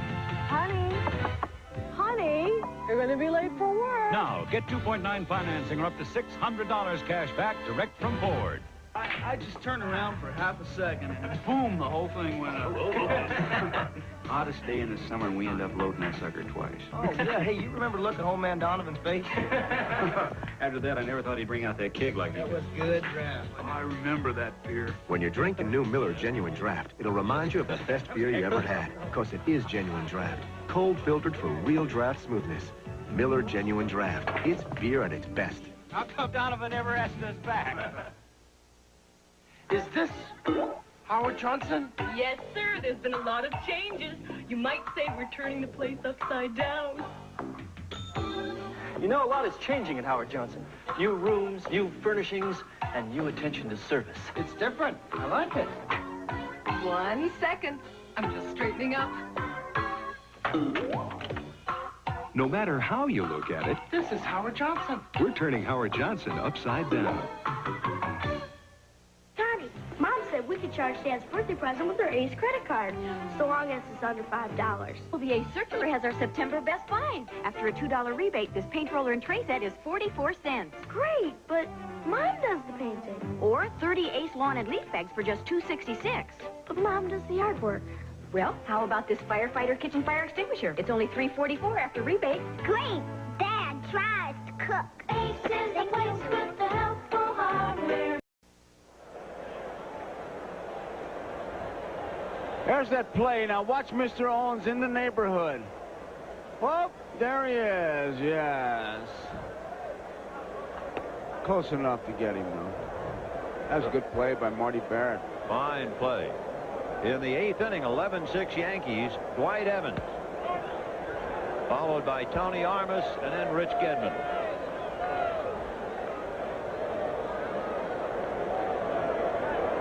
Dwight struck out twice and then singled, lifting a fly ball to Winfield. One away.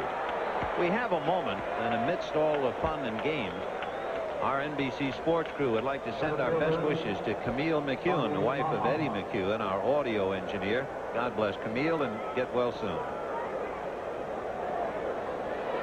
Tony Armas fouled out, struck out, and singled. He's 1 for 3. The Yankees 11 runs, 17 hits. The Red Sox 6 runs and 8 hits. Fouled away.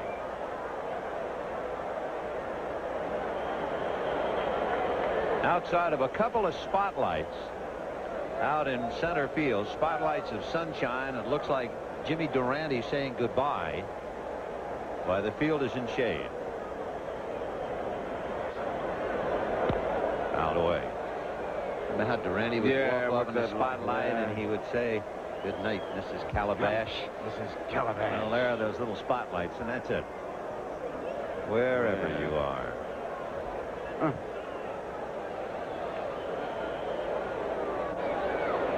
0-1. One away in the 8th. 11-6 Yankees, but it was 9-0 Yankees. Then it was 9-6. High fly ball into left field. Pasqua going back. That's one of those the Red Sox fans say, that'd have been a Fenway home run. But we're not in Fenway. 2 down, and Rich Gedman coming up. You get balls that hit here in Yankee Stadium, they wouldn't dare throw you in Fenway. They just pitch you certain ways for certain ballparks. Every ballpark has what a pitcher and a ball club considers an outfield, where you'd like to have them hit the ball to get the outs. Here you got a lot of them. Well, if I remember correctly, when I was a boy growing up in New York, center field here at Yankee Stadium was like, let's see, 410. It was like maybe 480. Oh, every bit of that. Yeah, sure. Yeah. And in the Polo Grounds, where the Eddie Grant monument was at the base of the scoreboard, that had to be 470 or so. That was a different time zone over there. Yeah. So. I know we'd take batting practice in the Polo Grounds, hit in the seats, and you never get close to getting a pitch like that in the game. Mattingly, like a vacuum cleaner, does that. And would you believe, the Red Sox are retired in order. And at the end of 7.5, 11-6 Yankees. It started out as a party, but turned into a case of the missing case. Groovy shindig.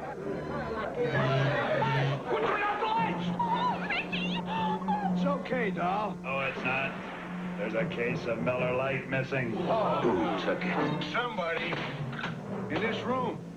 Rodney! Hey, guys, take it easy, will you? Why'd you do it, Rodney? 'Cause light tastes great? Yeah. Or 'cause life's less filthy? Yeah. I didn't do it.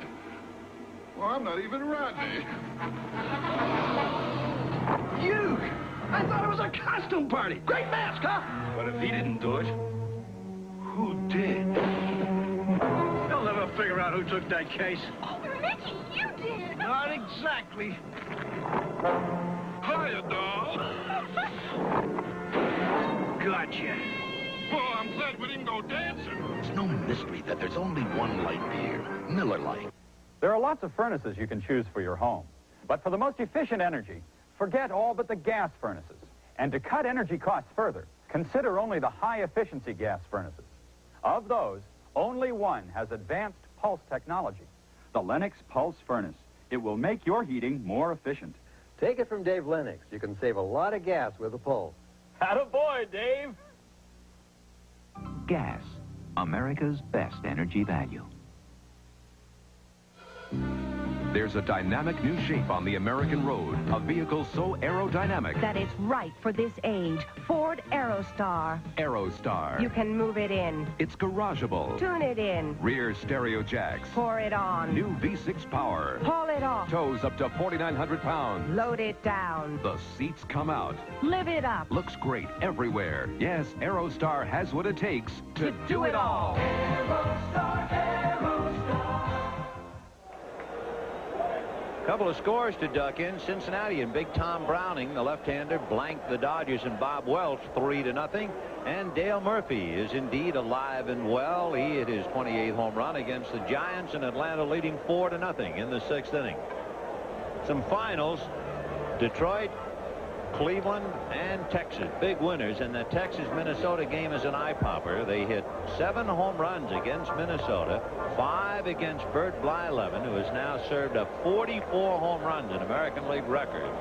And he still has almost a month to catch Robin Roberts, who gave up 46 40 years ago on his way to the Hall of Fame. Joe Sambito is not on his way to the Hall of Fame. He's just happy to be here, considering all the arm problems he had at Houston, and it's great to see him back. 12 saves, and prior to this year he hadn't had a save in 4 years. He's the 5th Boston pitcher, and he'll be pitching to Pasqua, Easler, and Winfield. Strike. Seaver, Stewart, Lawler, Crawford, Sambito. The Yankees with Rasmussen, Fisher, and Shirley. 0-1.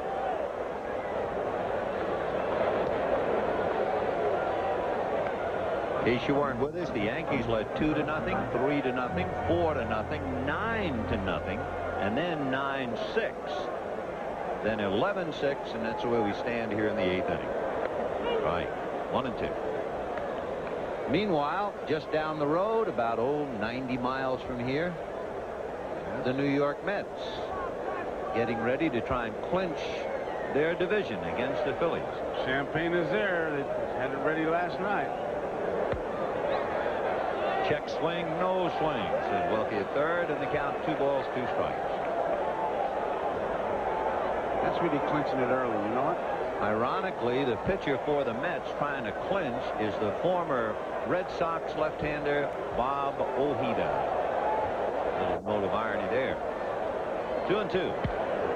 Popped in the air back a third. Going out is Owen. Coming in is Rice. It will be togetherness. And it is Rice. And Spike Owen had to take a nasty lick running into the strong man in left field. Keep him down there a minute. Wow. So Jim Rice caught it, but that's not really important. Let's see if Owen is okay. I think he may have caught his foot, Ben. I don't know. I heard his foot. Oh, yeah, they really tangled there. And then he banged his head against that padded wall. In fact, they both did. I want to make sure that Spike didn't really injure himself. That's Sambito cradling his head in his glove. Oh.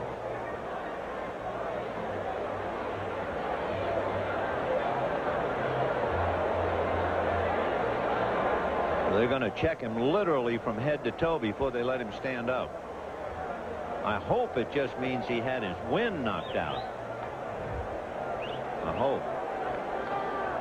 First he hit Rice, twisted, and then they each hit the padded wall. Rice is okay. Rice is so strong. It could have been Rice's knee in that collision. Might have kneed him in the groin. Take another look. There's Spike, fully extended, head back. Now watch the right leg. Kind of a scissor. Now the wall. He hits the wall pretty good. He hits that wall and down he goes. I thought it might have been his leg, but boy, he hit that wall pretty hard. Well, they're still watching him. Rice, of course, indicating catch for the moment, not realizing that Owen could be seriously hurt.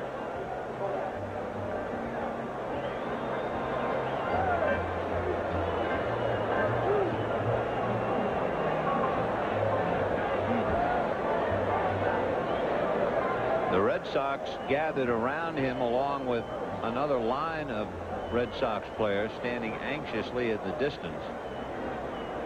Well, now, there they are. Everybody's kind of praying, but he's up on his feet. That's still not saying much. He's pretty groggy. Keeps nodding yes. Don Baylor finally helped him up one last time on that fly ball down in the corner.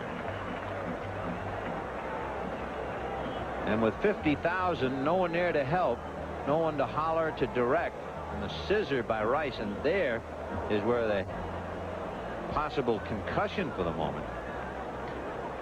That padded wall, we take it for granted now, but it hasn't been there that long. Spike is due to lead off in the 9th inning, but I think they're going to take him out. Ed Romero will take over at shortstop. Yep, Spike's had enough for today. Going right to the clubhouse. Well, it would appear he got away cheaply enough. Thanks for that. Wow.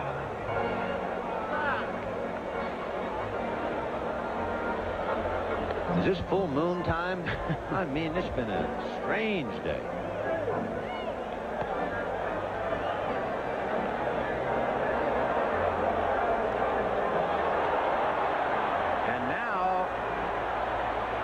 What in the heck has happened down in the left field corner? Jim Rice is up in the stands. Some clown took his hat, and Rice went right up after him. I tell you, don't fool with Mr. Rice. Oh. He cleaned out a section with one swipe of the hand. And now everybody's going up there. Can you believe this day? Man, I'll tell you, Halloween's about a month off yet. I mean, the players are out of the bullpen all over.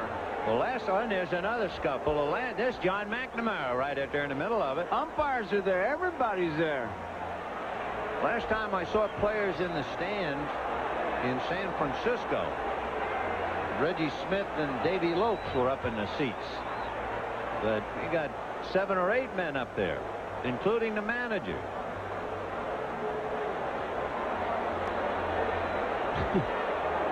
The Bronx Zoo was the name of a book.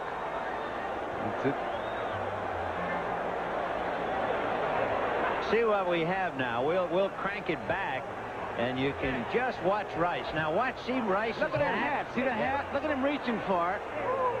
And oh, he's worked it over. And look at the guy getting the cap. He's got it. He got the hat, and Rice is still down, and now they went back to get it.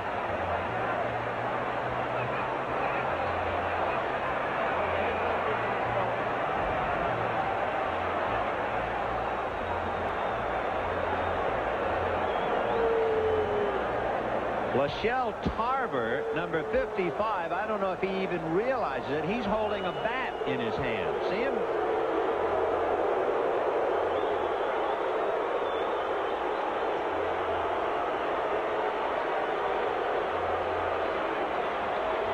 And they're coming out of them stands in droves. There's Oil Can Boyd, but there is a puffed up Rice. I think really what would anger you the most is the inhumanity of a fan. Here are 2 guys who almost get killed. One could have been seriously hurt. And while you're down on the ground, that's like being in an automobile accident and somebody's going to steal your watch. That guy, he's not worried about Rice. No. Look at him. Racing over to intercept is Wade Boggs to see if Spike Owens is all right. And then from there on, they went up into the seats. I tell you, brother, if a fight breaks out, I want that man on my side. The fan evidently does not know or has ever heard of Jim Rice. I tell you, he must have the IQ of a geranium. So they are taking him away to a rubber room, I would assume. Or he would feel at home. Oh. Well, let's face it now. It looked like a mob scene, but it wasn't. There was one fan who tried to take one hat. There's Don Baylor, who had helped Spike Owen get up. And a steamed-up Red Sox bench. But again, I repeat, there are 50,000 people here at Yankee Stadium. And at least from our vantage point, all of this involved one fan who tried to steal Jim Rice's hat. Unfortunately now, though, Ben, they're starting to throw things from left field. Oh, yeah. There's a couple caps just been picked up by the bat boy, a rubber ball. That's okay, just as long as there aren't any knives. There comes a guy off and on the field. I don't know what he's going to do. Look at here. Now, what is he doing? I have no idea what he's doing. What was he trying to do now? He looked like he was trying to pull the padding off the wall.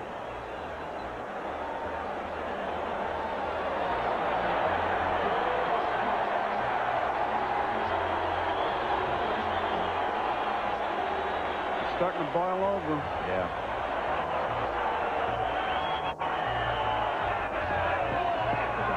It's true. The rate we're going, we may see a hockey game break out. Yeah, it looks like that.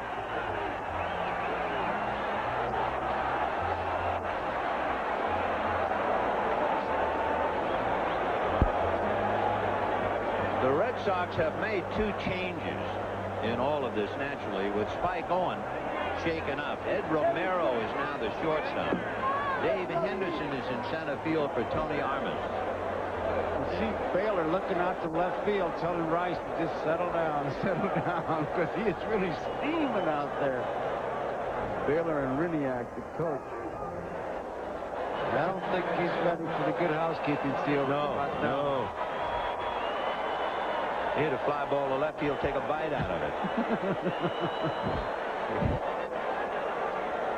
He's busy picking things up. They keep throwing things up in left field. Yeah, that's what I wonder about keeping him out there. Sambito was talking to Don Denkinger, but that kid's going to put a few miles in if this crowd really starts to get unruly. Now, Sambito has a very tough task. The idea is don't let anybody hit a ball to Rice. If there's a fly ball to Rice. So let's see Sambito. John McNamara, naturally, very anxious first about the possible injury to Spike Owen and then possible problems with his left fielder.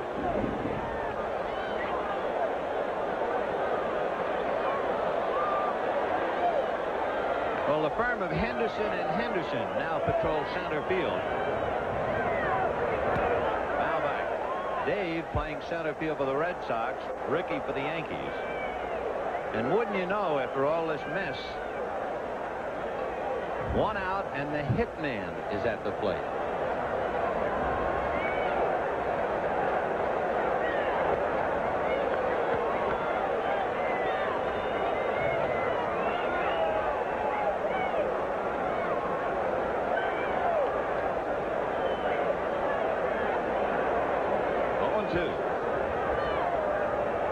Eastra has one hit, a double. He's hitting 7 straight. The double came way back in the 5th inning. Don Baylor and the rest of the Red Sox, and of course they have to play here again tomorrow. And got it. 2 down in the 8th inning, and Sambito now goes head-to-head with Winfield. I must say the Yankees are trying to avoid all possible problems. They've lined that left field section along the line with security people. Yeah. They've got about 7 or 8 of them down there.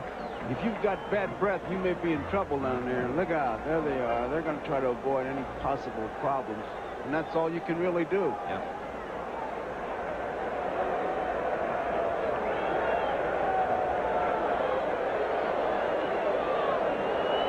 Ground ball to third. Fielded at third by Boggs. The out at first, and Sambito did it, boys. He did not allow a ball to be hit near Jim Rice. And Jim can now get in off the field. Can't blame him. 11-6 Yankees at the end of 8. Panasonic, the future of office automation. Advanced equipment with an extraordinary concept. The easier, the better. Panasonic offers solutions to your special computer problems. High-speed microprocessors, high-resolution monitors, and high-performance printers, which make them a very easy choice. Panasonic computers and computer peripherals, like our typewriters and copiers, the easier the better. Panasonic Office Automation. What's this package still doing here, Blamish? The Air Express company was closed, sir. Hold it. If you'd used Federal Express, you wouldn't be having this problem. Come with me. Federal has more service centers open late than anyone else. I see. So you can drop off a package, even if you're working late. I see. Next time, send it Federal Express. Why fool around with anyone else? See, Federal is open at this hour. You have no excuse. No excuse whatsoever. Good afternoon. I'm John Hart. New accusations by the Soviet Union today against the American reporter Nicholas Danilov. Chile's dictator cracks down on American priests. Israel is accused of shipping American weapons to Iran. And a report on a wandering oil platform tonight on NBC Nightly News.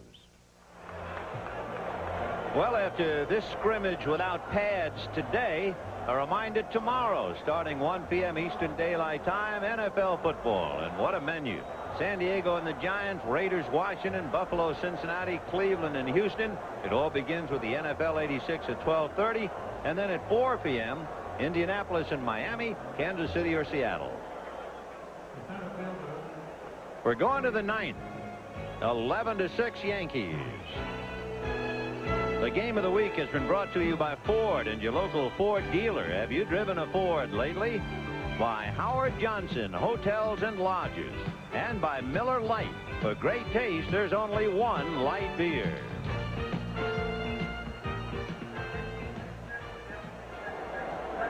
Dave Henderson will start it off. He is hitting in Owen's spot. And quietly in the safety of the dugout, Jim Rice. Mike Fischlin is now at second base. It gives him a chance to celebrate his 31st birthday while getting into a ball game. So ninth inning, 11-6 Yankees, and Henderson 1-1. In watching Jim Rice in pantomime showing his teammates when he got in the dugout, we had a little bit of an idea of what went on down there. When they tried to get the cap back from the fan tried to stuff the cap down into his pants. This was at least in watching Rice. Fly ball into left field. Pasqua and Ricky Henderson, and it's Ricky. One away. The executive producer of NBC Sports, Michael Weissman. Coordinating producer for NBC Baseball and today's game director, Harry Coyle. The telecast of today's game of the week, produced by George Finkel. Pre-game produced by Les Dennis. Technical director, Lenny Stucker. Counting the knockdowns, Joe Garagiola. And here's Wade Boggs.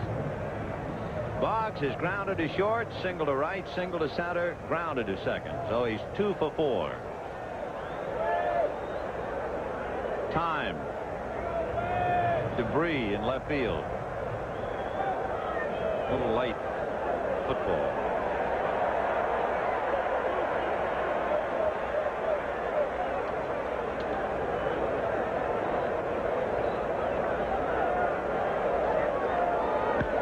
Ground ball to the right side. Happy birthday, Fischlin.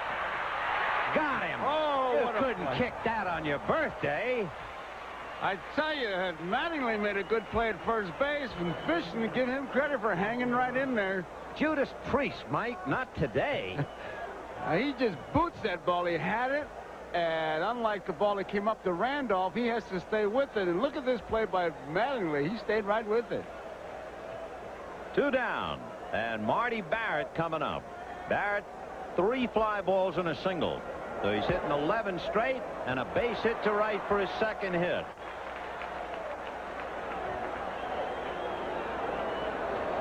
In this scramble today, this week's NBC Miller Lite player of the game is Dan Pasqua, who had a walk, a single, a double, and a home run. Miller Lite is happy to present a check for $1,000 in the name of Dan Pasqua to the National Multiple Sclerosis Society. Well, one troublesome thing about that hit by Marty Barrett, not that it brings up Bill Buckner, it puts Jim Rice out on deck, but evidently things are quiet and peaceful for the moment. I hope.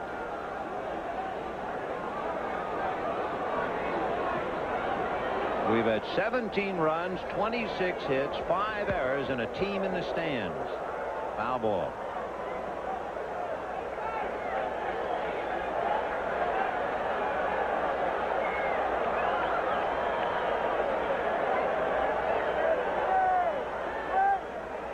But again, and I'm really talking to the kids watching, there were 50,000 people at Yankee Stadium today.